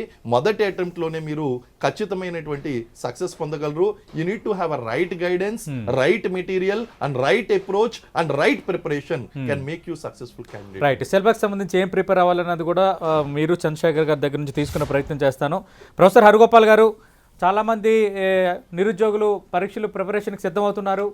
మీరిచ్చే సలహా ఏంటి? ప్రధానంగా పొలిటికల్ సైన్స్ కానీ, తర్వాత కాన్స్టిట్యూషన్ కానీ, అలాగే తెలంగాణ ఉద్యమ చరిత్రకు సంబంధించి ఎలాంటి ప్రశ్నలు రావచ్చు, ప్రిపరేషన్ ఏ కోణంలో చేస్తే బెటర్గా సక్సెస్ రేటు బెటర్గా ఉంటుంది? అంటే మనము చర్చ ఎలా ఉందంటే, ఇది కూర్చునే వాళ్ళు అంటే ఇప్పుడు ఈ పరీక్షకు గ్రూప్ 1 కానీ గ్రూప్ 2 కానీ వీటికి తయారయ్యే వాళ్ళు దాదాపు 5-6 లక్షల మంది ఉంటారు. మొత్తం ఉద్యోగాలు ఒక వేలల్లో ఉన్నాయి. 80,000 కూడా ఎంత రిక్రూట్ చేస్తారో మనకు తెలియదు. కనుక మనమే అనుకోవడం ఏంటంటే ఈ 5 లక్షల మందిలో ఈ 80,000 మంది ఎవరు అనేది ప్రశ్న. 80,000 మందికి ఉద్యోగాలు వచ్చినా దాదాపు 18-19 లక్షల మంది తెలంగాణలో చదువుకున్న నిరుద్యోగులు ఉన్నారు. కనుక ఒకటి మనం బ్రాడర్ కాంటెక్స్ట్ ఒకటి చూసి టీవీలో ఈ చర్చ కూడా జరపాలి. అంటే ఒక విద్యార్థి చదువుకున్న తర్వాత 22 ఏళ్ళకి 23 ఏళ్ళకి ఎక్కడో ఒక అవకాశం రావాలి. జీవితం అంతా ఉద్యోగం కొరకు ఎదురు చూస్తూ ఉండడం అనేది అవుతుందో అది దాని గురించి చర్చ జరగాలి. రెండవది, ఈ విద్యార్థులు ఎవరైతే ఉన్నారో వీళ్ళు పరీక్షకు తయారవుతున్న వాళ్ళు ఎవరైతే ఉన్నారో ఈ పరీక్షకు తయారవుతున్న వాళ్ళకు మీరు ఏ సలహాలు ఇచ్చినా దాంట్లో చాలా వరకు ఇంజనీరింగ్ పిల్లలు వస్తున్నారు. ఆ ఇంజనీరింగ్ పిల్లలకు ఉండే అవగాహన చాలా తక్కువ. ప్రొఫెషనల్ గ్రూప్స్కే సమాజం పట్ల చాలా అవగాహన తక్కువ. కానీ వాళ్ళు కొంత బ్రైట్గా ఉంటారు కాబట్టి ఆ గైడు ఈ గైడు అక్కడిక్కడ చదువుకొని వాళ్ళు పాస్ అవుతున్నారు. కానీ పరీక్షా విధానంలో నేను కరికులం కమిటీ చైర్మన్గా ఉన్నాను. దాంట్లో చుక్కారామయ్య గారు, కోదండరామ్, లింగమూర్తి, అడప సత్యనారాయణ గారు లాంటి అప్పటి తెలంగాణ విశ్వవిద్యాలయ వైస్ ఛాన్సలర్ వాళ్ళంతా సభ్యులే. మేము 3 నెలలు దానికే కష్టపడి సిలబస్ను మొత్తంగా తెలంగాణకు అనుగుణంగా, అంటే ఒక రాష్ట్రం వేరైన తర్వాత భౌతికంగా, చారిత్రకంగా, సామాజికంగా మార్పులు వస్తాయి. అంటే ఉమ్మడి రాష్ట్రంలో అడిగిన ప్రశ్నలకు రెలవెంట్ ఉండదు. కనుక మేము ఏం చేసామంటే ఆ మార్పు ఏదైతే వచ్చిందో మార్పు నేపథ్యంలో సిలబస్ను మార్చాం. అది 3 నెలల్లో ఇచ్చాం. అప్పటి చీఫ్ సెక్రటరీ గారు అన్నారు కొంత టైం తీసుకోండి సార్ అంటే, పిల్లలందరూ ఎదురు చూస్తున్నారు, మేము ఏమాత్రం డిలే చేసినా వాళ్ళు మా మీద పడిపోతారు. ఈ సిలబస్ తయారు చేసేటప్పుడే గ్రూప్స్ మీద ఒకసారి 2-3 వేల మంది విద్యార్థులు వచ్చారు. మాకు లెక్కలు వద్దు, మాకు మ్యాథ్స్ వద్దు, మాకు అది వద్దు, మాకు ఇది వద్దు అని. ఆ తెలంగాణ ఉద్యమ స్ఫూర్తి ఉంది కాబట్టి ఆ పోలీస్ వాళ్ళు వచ్చారు. వచ్చి సార్ చాలా 2-3 వేల మంది వస్తే రానివ్వండి, ఏం చేస్తారు, 2-3 వేల మంది వచ్చినా మనం వాళ్ళకి నష్టం చేయాలి అనేటువంటి ఉద్దేశం లేదు కాబట్టి తప్పకుండా వాళ్ళతో మాట్లాడతామని నేను, కోదండరామ్, మిగతా మిత్రులు వాళ్ళతో మాట్లాడాం. ఏంటయ్యా మీదంటే 10వ తరగతి లెక్కల పెడతామంటే కూడా మాకు లెక్కలు అసలే వద్దు, మీరు మ్యాథమెటిక్స్ పెడితే మాకు చాలా ఇబ్బంది అవుతుంది. తర్వాత ఓరల్ ఎగ్జామ్ వద్దని, వైవా వద్దని. వైవా ఎందుకు వద్దంటే వైవాలో చాలా డిస్క్రిప్షన్ ఉంటుంది. వైవాలో చేసేవాళ్ళు కులాన్ని బట్టిపోతారు, దాన్ని బట్టిపోతారు, సబ్జెక్టు ఉంటారు. మాకు అసలు అది అవసరమే లేదు, కేవలం రిటర్న్ మార్కుల మీదనే చేయాలంటే దాని మీద కూడా కొంత చర్చ జరిగింది. మరి వ్యక్తిత్వాన్ని మిగతా రిటర్న్ పరీక్షలో టెస్ట్ చేయడాన్ని మరి టెస్ట్ చేయడానికి ఏదైనా పద్ధతి కావాలి కదా బాబు అని ఆర్గ్యూ చేసి మొత్తం మీద అప్పటికైతే మేము కన్విన్స్ చేశాం. కానీ పరీక్షా విధానంలో నేను గత 20-30 ఏళ్ళుగా కొంత యూపీఎస్సీతో కూడా అసోసియేషన్ ఉండేది నాకు ముందు. అది ఏమైపోయిందంటే అంతకుముందు నాలెడ్జ్ బేస్డ్గా ఉండేది. అంటే జ్ఞానం ఎంత, విజ్ఞానం ఎంత, కాన్సెప్చువల్ క్లారిటీ ఎంత, మనుషులు కాజల్ రిలేషన్స్ పెట్టగలరా, అనాలిసిస్ బాగా చేయగలరా. ఇది మోడల్ ఆఫ్ డెవలప్మెంట్ మారిన తర్వాత వాళ్ళకు పెద్దగా జ్ఞానం ఉండి చాలా లోతైన అవగాహన ఉండేటువంటి ఆఫీసర్లు అవసరం లేదు. పైన కాస్త ఆలోచించి రాజకీయ నాయకులు చెప్పినటువంటి లొంగి ఉండేటువంటి అధికారులు కావాలనే మార్పు ఒకటి వచ్చింది. కనుక పరీక్షా విధానంలో మార్పు, అక్కడ యూపీఎస్సీ కానివ్వండి, ఇక్కడ మన ఏపీఎస్సీలో కానీ మార్పు వచ్చింది.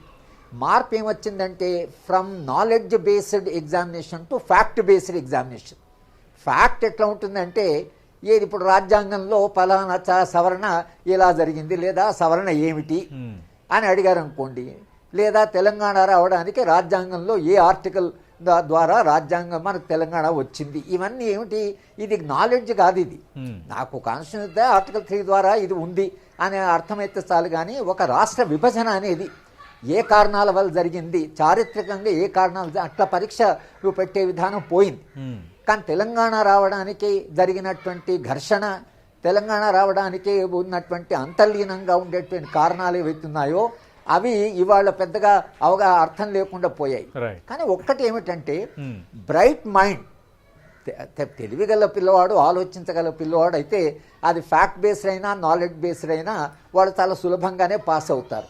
ఇక ఈ ట్రైనింగు, ఈ కోచింగు, తర్వాత మీరిచ్చే సలహాలు, మన చర్చ దేని కొరకంటే ఉన్న సమయాన్ని ఎకానమైజింగ్ ది టైం అంటారు. నేను కూడా కోచింగ్ సెంటర్లో డబ్బులు చేసుకోకుండా 10-15 ఏళ్ళు చెప్పాను. ఎందుకంటే పిల్లలు పబ్లిక్ అడ్మినిస్ట్రేషన్లో చాలా పెద్ద ఎత్తున పాస్ అయ్యారు. బోల్డంత మంది ఐఏఎస్ ఆఫీసర్స్, ఐపీఎస్ ఆఫీసర్స్ ఉన్నారు అక్కడ చదువుకున్న వాళ్ళు. ఇప్పుడు కూడా నేను ఎక్కడ కలిస్తే మీ పాఠాలు మాకు చాలా ఉపయోగపడ్డాయని చెప్తుంటారు. కానీ అప్పుడు ఆ పద్ధతిలో మేమేం చేసేవాళ్ళము, ఫండమెంటల్స్ చెప్పేవాళ్ళు. అంటే థియరిటికల్గా చాలా ఫండమెంటల్స్ చెప్తే ఆ ఫండమెంటల్స్ మీద గ్రాస్ప్ ఉంటే ఎటువంటి ప్రశ్నలో ఏ ట్విస్ట్ ఉన్నా కూడా దాన్ని అర్థం చేసుకోవచ్చు. కానీ ఇప్పుడు ఏమైందంటే అంత ఫ్యాక్ట్, తర్వాత కాస్త గవర్నమెంట్ మీద విమర్శించేటువంటి ప్రశ్నలు అడగకూడదు అనేది కూడా ఒక పద్ధతి వచ్చింది. ఇదంతా ఏమిటో తెలియదు కానీ మార్పు వచ్చేసింది. నేను ఒక అధ్యాపకుడిగా ఈ మార్పును ఆహ్వానించేవాడిని కాదు. పిల్లలకు అనలిటికల్ ఎబిలిటీ ఉండాలి. కానీ ఇవాళ పరీక్షకు ఎట్లా తయారు కావాలి అంటే చాలామంది మిత్రులు చెప్పినట్లుగా మీరు ఇప్పుడు సారు ఆ గ్రూప్ 1 ఆఫీసరు ఆయన చెప్పాడు తన అనుభవాన్ని. చాలా పిల్లలు పాస్ అయిన తర్వాత మా దగ్గరకు వస్తారు. ఒక 8 మంది మన దగ్గర ఐఏఎస్లో పాస్ అయితే మా విద్యార్థులే దాంట్లో 3-4 ఉంటే అందరు కలిసి మా ఇంటికి వచ్చి హాఫ్ ఏ డే ఉన్నారు. ఎట్లా పాస్ అయ్యారు, ఏం చేశారు, మీకు పరీక్ష ఎట్లా వచ్చిందంటే అది పనికి వచ్చింది, ఇది పనికి మీరు చెప్పింది అవసరం పనికి వచ్చింది అని అంటున్నారు. కానీ ఇవాళ మోర్ ఫ్యాక్ట్ బేస్డ్ మీరు చదివేప్పుడు దాంట్లో వాస్తవాలు ఏమిటి అంటే రాజ్యాంగాన్ని చట్టప్పుడు రాజ్యాంగ పునాదులు ఏమిటి, రాజ్యాంగ విలువలు ఏమిటి అనేటువంటి ప్రశ్నలు రావడం లేదు. రాజ్యాంగంలో ఆర్టికల్ ఏముంది, రాజ్యాంగంలో ఎక్కడుంది, రాజ్యాంగంలో కాశ్మీరు సెపరేషన్ అయింది దానికి ఏ ఆర్టికల్ తీసేశారు, ఇటువంటి ప్రశ్నలు వస్తున్నాయి.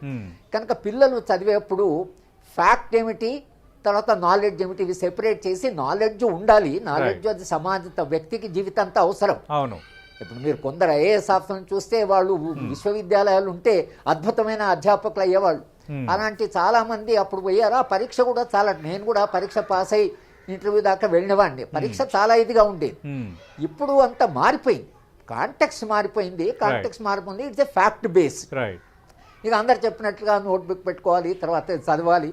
ముఖ్యంగా తెలంగాణకు వచ్చేవరకు నేను అనుకోవడం ఏంటంటే తెలంగాణ రావడానికి చంద్రశేఖరరావు గారు ఏ రోజు హంగర్ స్ట్రైక్ చేశారు, తెలంగాణ ఆయన ఎన్ని రోజులు చేశారు, ఈ ప్రశ్నలు ఏవైతున్నాయో సరే ఇవన్నీ ఫ్యాక్ట్స్కి సంబంధించింది. కానీ తెలంగాణ ఉద్యమం ఎందుకు వచ్చింది అని అడిగారు అనుకోండి, అటువంటి ప్రశ్నలు రావడానికి ఇప్పుడు అవకాశం ఎక్కువగా లేదు.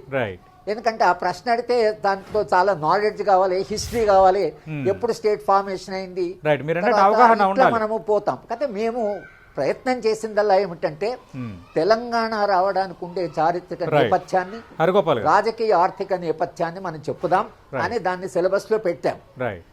మేము తయారు చేసిన కరికులం ఇప్పుడు దాన్ని ఎప్పుడు మారుస్తారో తెలియదు కానీ మేము పెట్టిన కరికులం మీద కొంత కాంట్రవర్సీ డిబేట్ కూడా జరిగింది. కానీ తెలంగాణ రావడానికి జరిగిన ఉద్యమాలు, మిలియన్ మార్చ్ కానీ, సాగరహారం కానీ, చంద్రశేఖర్ గారి సమ్మె కానీ, జాయింట్ యాక్షన్ కమిటీస్ కానీ, ఇవన్నీ ఏవైతే ప్రయోగాలు ఉన్నాయో జాయింట్ యాక్షన్ కమిటీ అనేది ఏదైతుందో అది ఒక పెద్ద అద్భుతమైన ప్రజాస్వామ్య ప్రయోగం. దాని మీద చాలా మంచి ప్రశ్న అడగవచ్చు. కానీ జేఏసీ ఎన్ని ఉండేవి, ఏ జేఏసీ ప్రధానమైంది, ఇటువంటి ప్రశ్నలు అడుగుతున్నారు. దీనివల్ల పాస్ అయిన పిల్లలు కూడా ప్రభుత్వానికి సలహాలు ఇవ్వలేరు. ప్రభుత్వం రాజకీయ నాయకుడు చెప్పి పని చేయడానికి పనికొస్తారు కానీ కాదండి ఇది కాకుండా దీనికి ఆల్టర్నేటివ్, దీనికి లోతుగా వెళ్ళాలి, ఇది రాజ్యాంగం యొక్క విలువలు, రాజ్యాంగ స్ఫూర్తికి విరుద్ధం అని చెప్పేటువంటి ఆఫీసర్ల సంఖ్య తగ్గిపోయింది. అది it's very unfortunate. That's what happened. పోయిన ఐఏఎస్ ఆఫీసర్ శంకరం గారు అంటే ఐఏఎస్ ఆఫీసర్ అంటే చీఫ్ మినిస్టర్ తో డిఫర్ అయ్యేవాళ్ళు. ఆయన ఎన్నో నిర్ణయాలు మార్పించాడు. మీరు అన్నట్టు ఇప్పుడు అలాంటి పరిస్థితులు లేవనేది మీ ఒక ఇది.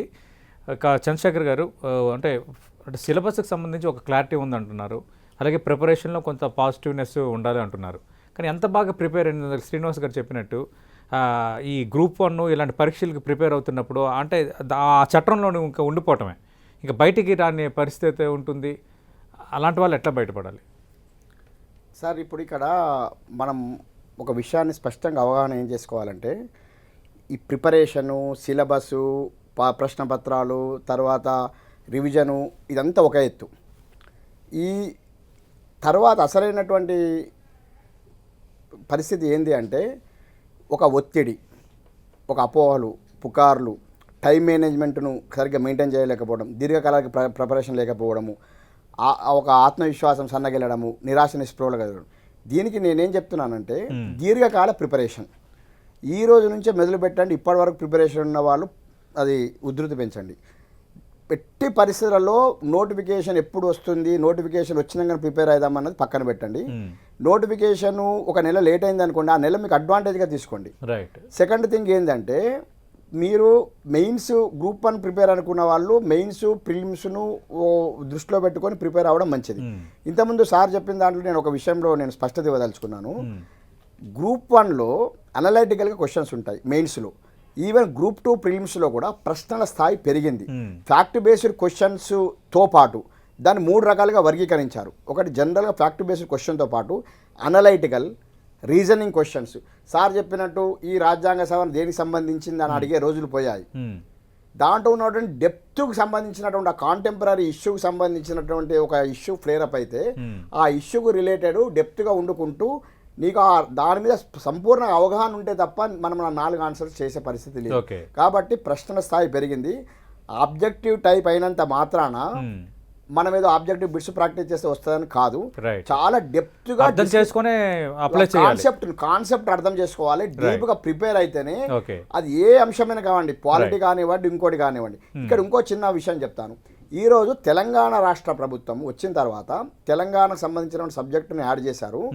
నేను విద్యార్థులకు నేను చెప్పేది ఏంటంటే తెలంగాణ ఓరియంటేషన్లో అంటే Telangana history, culture and literature, సంస్కృతి, వారసత్వము, సాహిత్యము, తర్వాత తెలంగాణ ప్రభుత్వ విధానాలు, షాది ముబారక్ కావచ్చు, కళ్యాణ లక్ష్మి, మిషన్ కాకతీయ, ప్రభుత్వ పథకాలు, మిషన్ భగీరథ, తర్వాత దళిత బంధు, మిషన్ కాకతీయ, దళిత బంధు, రైతు బంధు, రైతు బీమా, నిన్న మొన్న ప్రవేశపెట్టిన మన ఊరి బడి, వీటి మీద స్పష్టమైనటువంటి మనకు ఒక నోట్స్ అనేది ఉండాలి.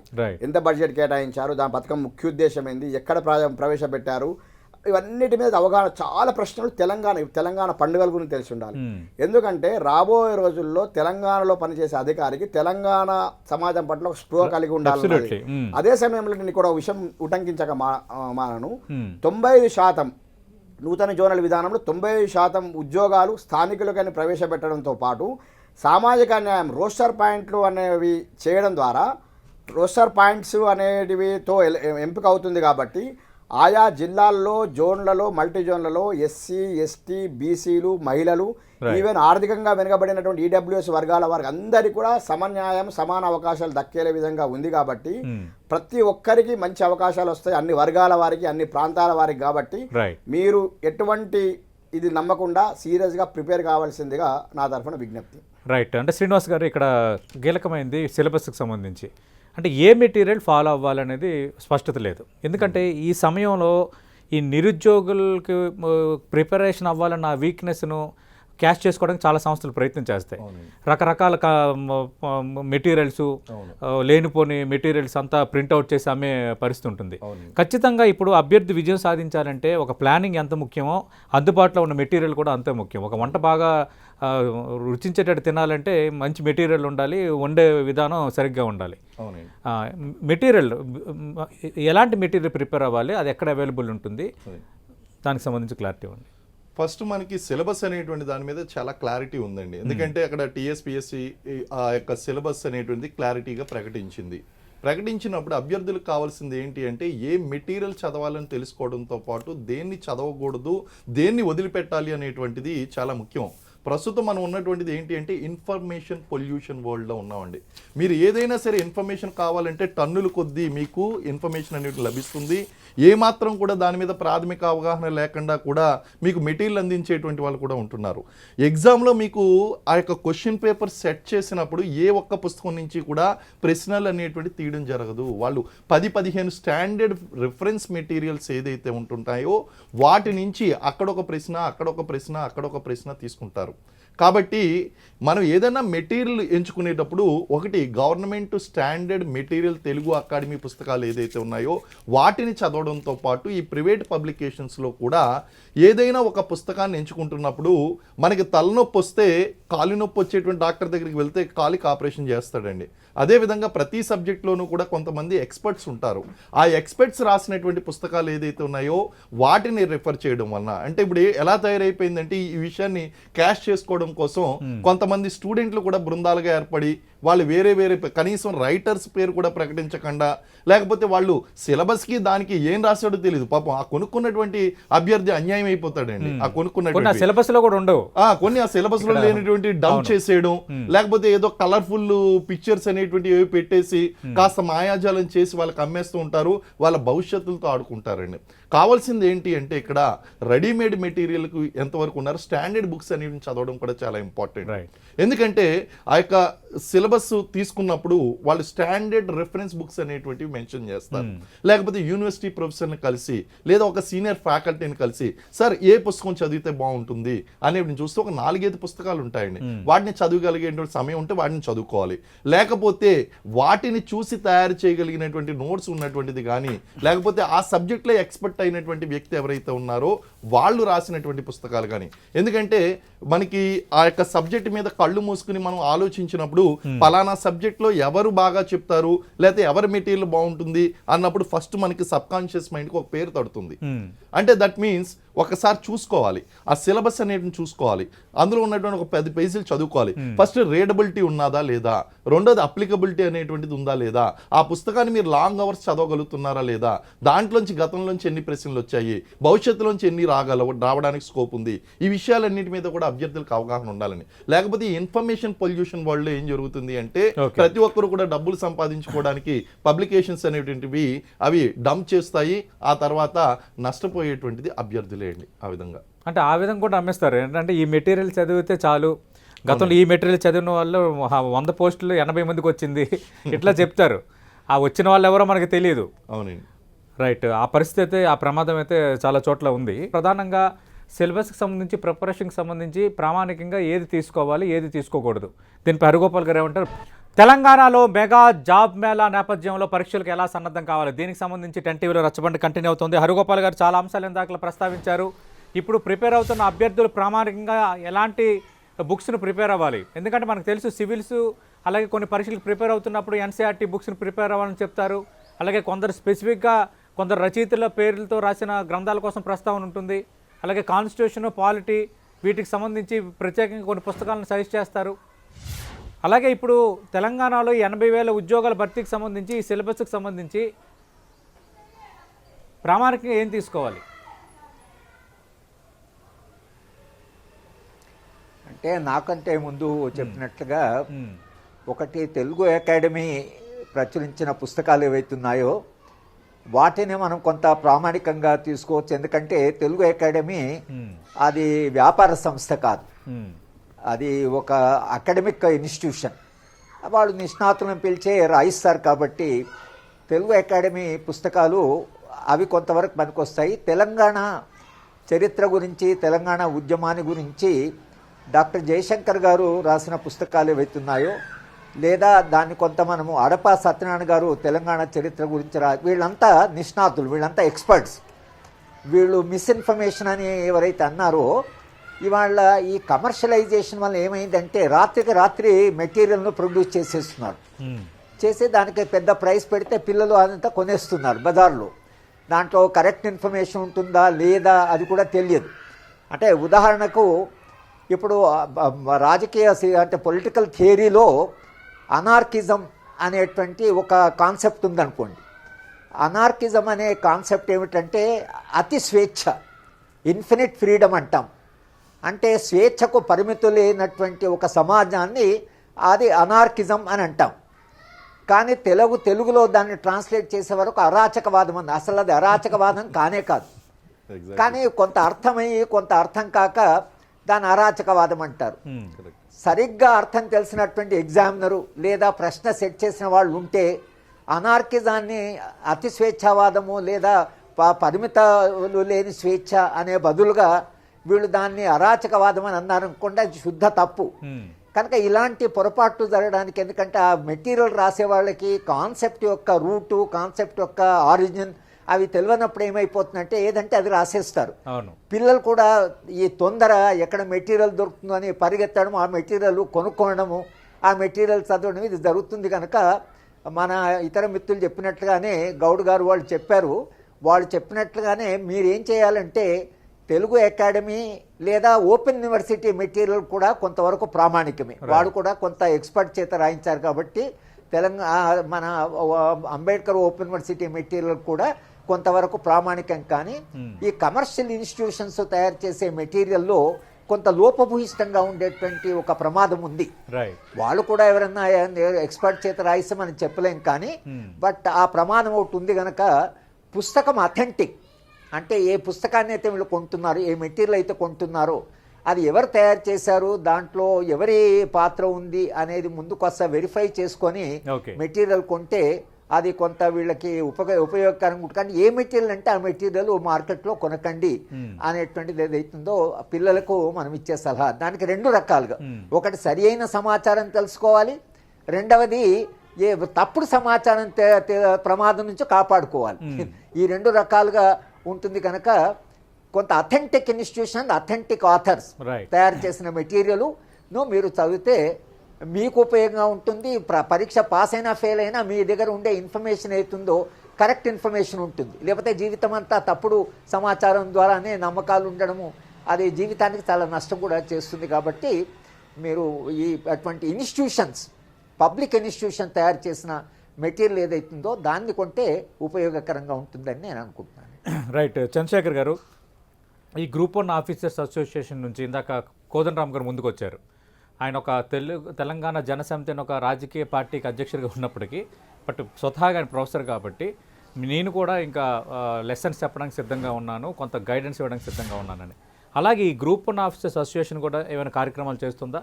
ఇప్పుడు 80,039 పోస్టుల కంటే దాదాపు మనం ఇందాక అనుకున్నట్టు ఒక 10 లక్షలు 15 లక్షల మంది అభ్యర్థులు పోటీపడే అవకాశం కనిపిస్తుంది.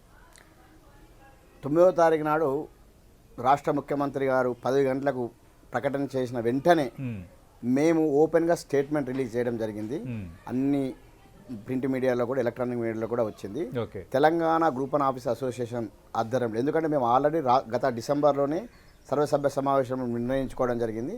2015లో కూడా మేము గ్రూప్ సిలబస్ రిలీజ్ అయిన వెంటనే, అప్పుడు అరగోపాల్ సారు సిలబస్ కమిటీ మెంబర్గా కూడా ఉన్నారు, Haragopal sir syllabus committee member, Nageshwar గారు, జీబీ రెడ్డి గారు, ఇట్లా అందరూ సర్వీస్ కమిషన్ మెంబర్, వీళ్ళందరితో కూడా ఆర్టీసీ కళాభవన్లో పెద్ద ఎత్తున మేము ప్రోగ్రాం పెట్టడం జరిగింది.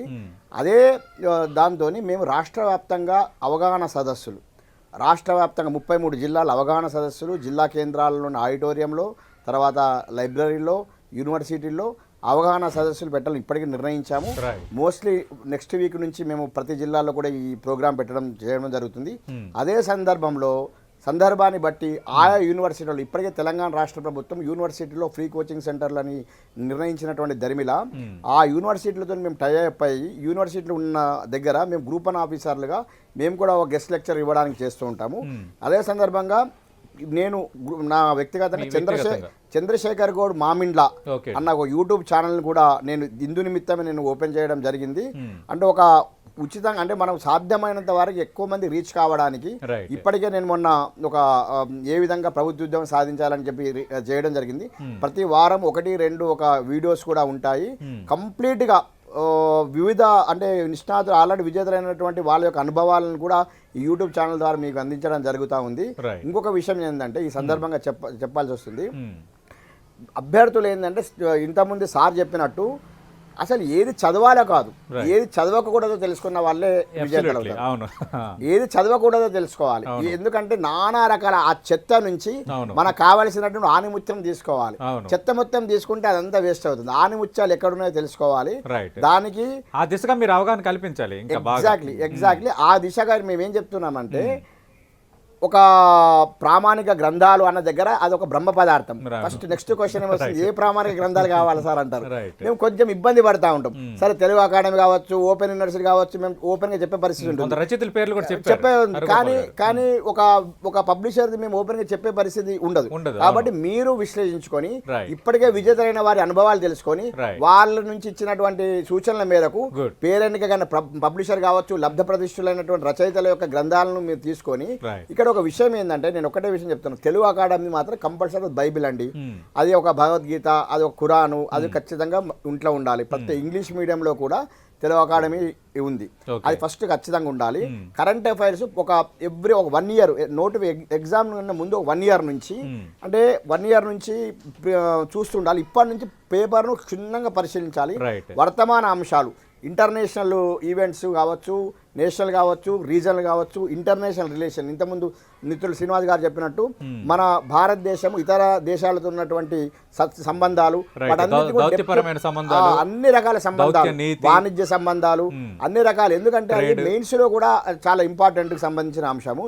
ఇక్కడ వెరసి నేను చెప్పేది ఏంటంటే చాలా అబ్జెక్టివ్ టైపే కదా, ఎలా ఏదో రాయేద్దాము, ఏదో ప్రిపేర్ అవుదాము మీరు అన్నట్టు ఆ తరహా ప్రశ్నలు రావచ్చు. బిట్స్ పెడదాం అంటే ఉక్రెయిన్ రష్యా యుద్ధంలో రష్యాకు భారత్ ఎందుకు బాసటగా నిలిచింది, ఖచ్చితంగా అండి ఎందుకు వాళ్ళకి మద్దతుగా అనలైటికల్ ఎందుకు ఐక్యరాజ్య సమితిని అబ్స్టైన్ అయింది వివరించండి అని అనొచ్చు.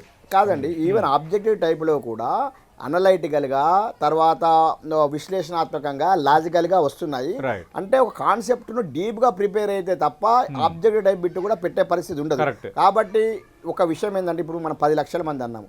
నేను ఒక్క విషయం చెప్తున్నాను, 90% నాన్ సీరియస్ అండి, సారీ టు సే. 90% అంటే డిగ్రీ క్వాలిఫై అయిన ప్రతి ఒక్కరు కూడా అప్లై చేస్తారు. రైట్. ఏజ్ రిలాక్సేషన్ ఉంది కాబట్టి ఎక్కడెక్కడో ఉన్న వాళ్ళు కూడా ఇప్పుడు వచ్చే దాన్ని చూసి సీరియస్గా ప్రిపేర్ అయ్యే అభ్యర్థులకు నా విజ్ఞప్తి ఏంటంటే, మీరు 10 లక్షల మంది అప్లై చేశారు, 9 లక్షలు అప్లై చేశాము, మేము ఎక్కడ ఉంటాం? ఎందుకంటే ఒక గ్రామీణ మధ్యతరగతి వెనుకబడిన తరగతి పట్టించుకోకూడదు అభ్యర్థులు. ఎగ్జాక్ట్లీ అభ్యర్థులు ఏమైందంటే ఒక ఆత్మన్యూనత భావానికి మైండ్ లో పెట్టుకోకూడదు. ఏంది నేను ఎక్కడో పల్లెటూరులో ఉన్న వ్యక్తిని ఇక్కడ హైదరాబాద్కి వస్తే కార్పొరేట్ వాళ్ళు కార్లలో తిరిగి ప్రిలిమ్స్ కార్లలో వచ్చి ప్రిలిమ్స్ రాస్తుంటారు, నేను పోటీ పడగలుగుతాను అంటారు. ఏంది అంటే మనకు ఎక్కడో చదివాను అన్నమాట, గ్రామీణ ప్రాంతాల నుంచి వస్తున్న వాళ్ళు సివిల్స్ ఎక్కువ మంది సెలెక్ట్ అవుతారు. ఎగ్జాక్ట్లీ అండి, ఎగ్జాక్ట్లీ ఏంటంటే సామాజిక స్పృహతో పాటు వాళ్ళు సాధించాలన్న కసి తపన దృఢ నిశ్చయం వాళ్ళలో ఎక్కువ ఉంటుంది. కాబట్టి నేను ఒక గ్రామీణ అభ్యర్థిగా, ఒక మధ్యతరగతి అభ్యర్థిగా, ఒక వెనుకబడిన తరగతి అభ్యర్థిగా నేను అందరికి చెప్పేది ఏంటంటే, మీరు ఆత్మవిశ్వాసం ప్రోధి చేసుకోండి. Right right. చర్చను ముగించే ముందు శ్రీనివాస్ గారు, అంటే మీరు మీ కోచింగ్ సెంటర్ పేరు అంటే మీరు వీటికి ఇస్తున్నారు ఇప్పుడు కోచింగ్? అవునండి, అవును. ఇప్పుడు మనకి మేజర్స్ ఐఏఎస్ అకాడమీ తరపున ఈ సిడిపిఓస్ అని, ఓకే, అలాగే రెప్యూటెడ్ ఆర్గనైజేషన్స్ అయినటువంటి RC Reddy IAS study circle, ఇలాగ 2-3 షైన్ ఇండియా ఇలాంటి ఆర్గనైజేషన్స్ ఏదైతే ఉన్నాయో, కృష్ణ ప్రదీప్ గారి ఇన్స్టిట్యూట్, వీటిలన్నింటిలో కూడా నేను సోషాలజీ టీచ్ చేస్తున్నానండి. ఓకే. అలాగే విద్యార్థులకి సార్ హరగోపాల్ సార్ ఒక చాలా చక్కటి మాట చెప్పారండి. ఏంటి అంటే గ్రూప్ 1 లో మనం గుర్తుపెట్టుకోవాల్సింది ఆ యొక్క పారిభాషిక పదావళి, టెర్మినాలజీ. ఆ పదాన్ని ఉపయోగించడం చాలా ఇంపార్టెంట్. ఇప్పుడు మనకి సొసైటీలో సమాజ నిర్మితి అనేటువంటి ఒక పదం ఉంది. ఈవెన్ అక్కడ అనేక పబ్లిషర్స్ సమాజ నిర్మాణము అనేటువంటి పదాన్ని ఉపయోగిస్తే, ఇప్పుడు హరగోపాల్ సార్ లాంటి ప్రొఫెసర్స్ ఆ పేపర్ దిద్దినప్పుడు దాన్ని హర్షించారండి. అవును, ఎందుకంటే ప్రతి సబ్జెక్ట్ కి కూడా ఒక టెర్మినాలజీ ఉంటుంది. ఆ టెర్మినాలజీ ప్రకారం ఆ టెర్మినాలజీ అనేటువంటి మా ఇన్స్టిట్యూట్స్ లో నేర్పుతాం. ఆ సబ్జెక్ట్ మీద అవగాహన అనేటువంటిది ఇక్కడ నేర్పిస్తారండి. ఆన్సర్ రైటింగ్ అనేటువంటిది నేర్పిస్తారు. ఇవన్నీ కూడా మనకి చాలా అభ్యర్థులకు చాలా ఉపయోగకరంగా ఉంటుందండి. అలాగే అభ్యర్థులు ఎలా ప్రిపేర్ అవ్వాలి ఏంటి అనేటువంటి దాని మీద ఈ యూట్యూబ్ ద్వారా సలహాలు ఇవ్వడం ఇవన్నీ కూడా చేస్తున్నామండి. ఇవన్నీ కూడా good sir. Right sir. Thank you Srinivas గారు, థ్యాంక్ యూ చంద్రశేఖర్ గారు, థ్యాంక్ యూ హరిగోపాల్ గారు, థ్యాంక్ యూ కోదండరామ్ గారు. అంతకుముందు చర్చలో పాల్గొన్న టీఎస్పీఎస్సీ మాజీ మెంబర్ విఠల్ గారు, కృషాంక్ గారు, అలాగే కాంగ్రెస్ నేత కైలాష్ నేత గారు, మీ అందరికీ 10 టీవీ తరఫున స్పెషల్ థ్యాంక్స్. ఓవరాల్గా 80,039 పోస్టుల భర్తీకి రంగం సిద్ధమవుతున్న నేపథ్యంలో 10 టీవీ అటు నిరుద్యోగులందరికీ అపీల్ చేస్తోంది. లార్జ్ నెంబర్లో పోటీ పడుతున్నారని ఎవరు భయపడాల్సిన అవసరం లేదు. చంద్రశేఖర్ గారు లాంటి ఎక్స్పీరియన్స్డ్ పర్సనాలిటీస్ చెప్తున్నారు, చాలామంది నాన్ సీరియస్గానే ఉంటారు, నెంబర్ చూసి కాదు. అలాగే సరైన మెటీరియల్ని ఎంచుకోవడం, పక్కా ప్లానింగ్తో ప్రిపరేషన్ అవుతే ఈజీగా జాబ్ మీ చేతిలో ఉంటుందంటున్నారు. ఖచ్చితంగా 10 టీవీ కూడా అందరికీ ఆల్ ది బెస్ట్ చెప్తోంది.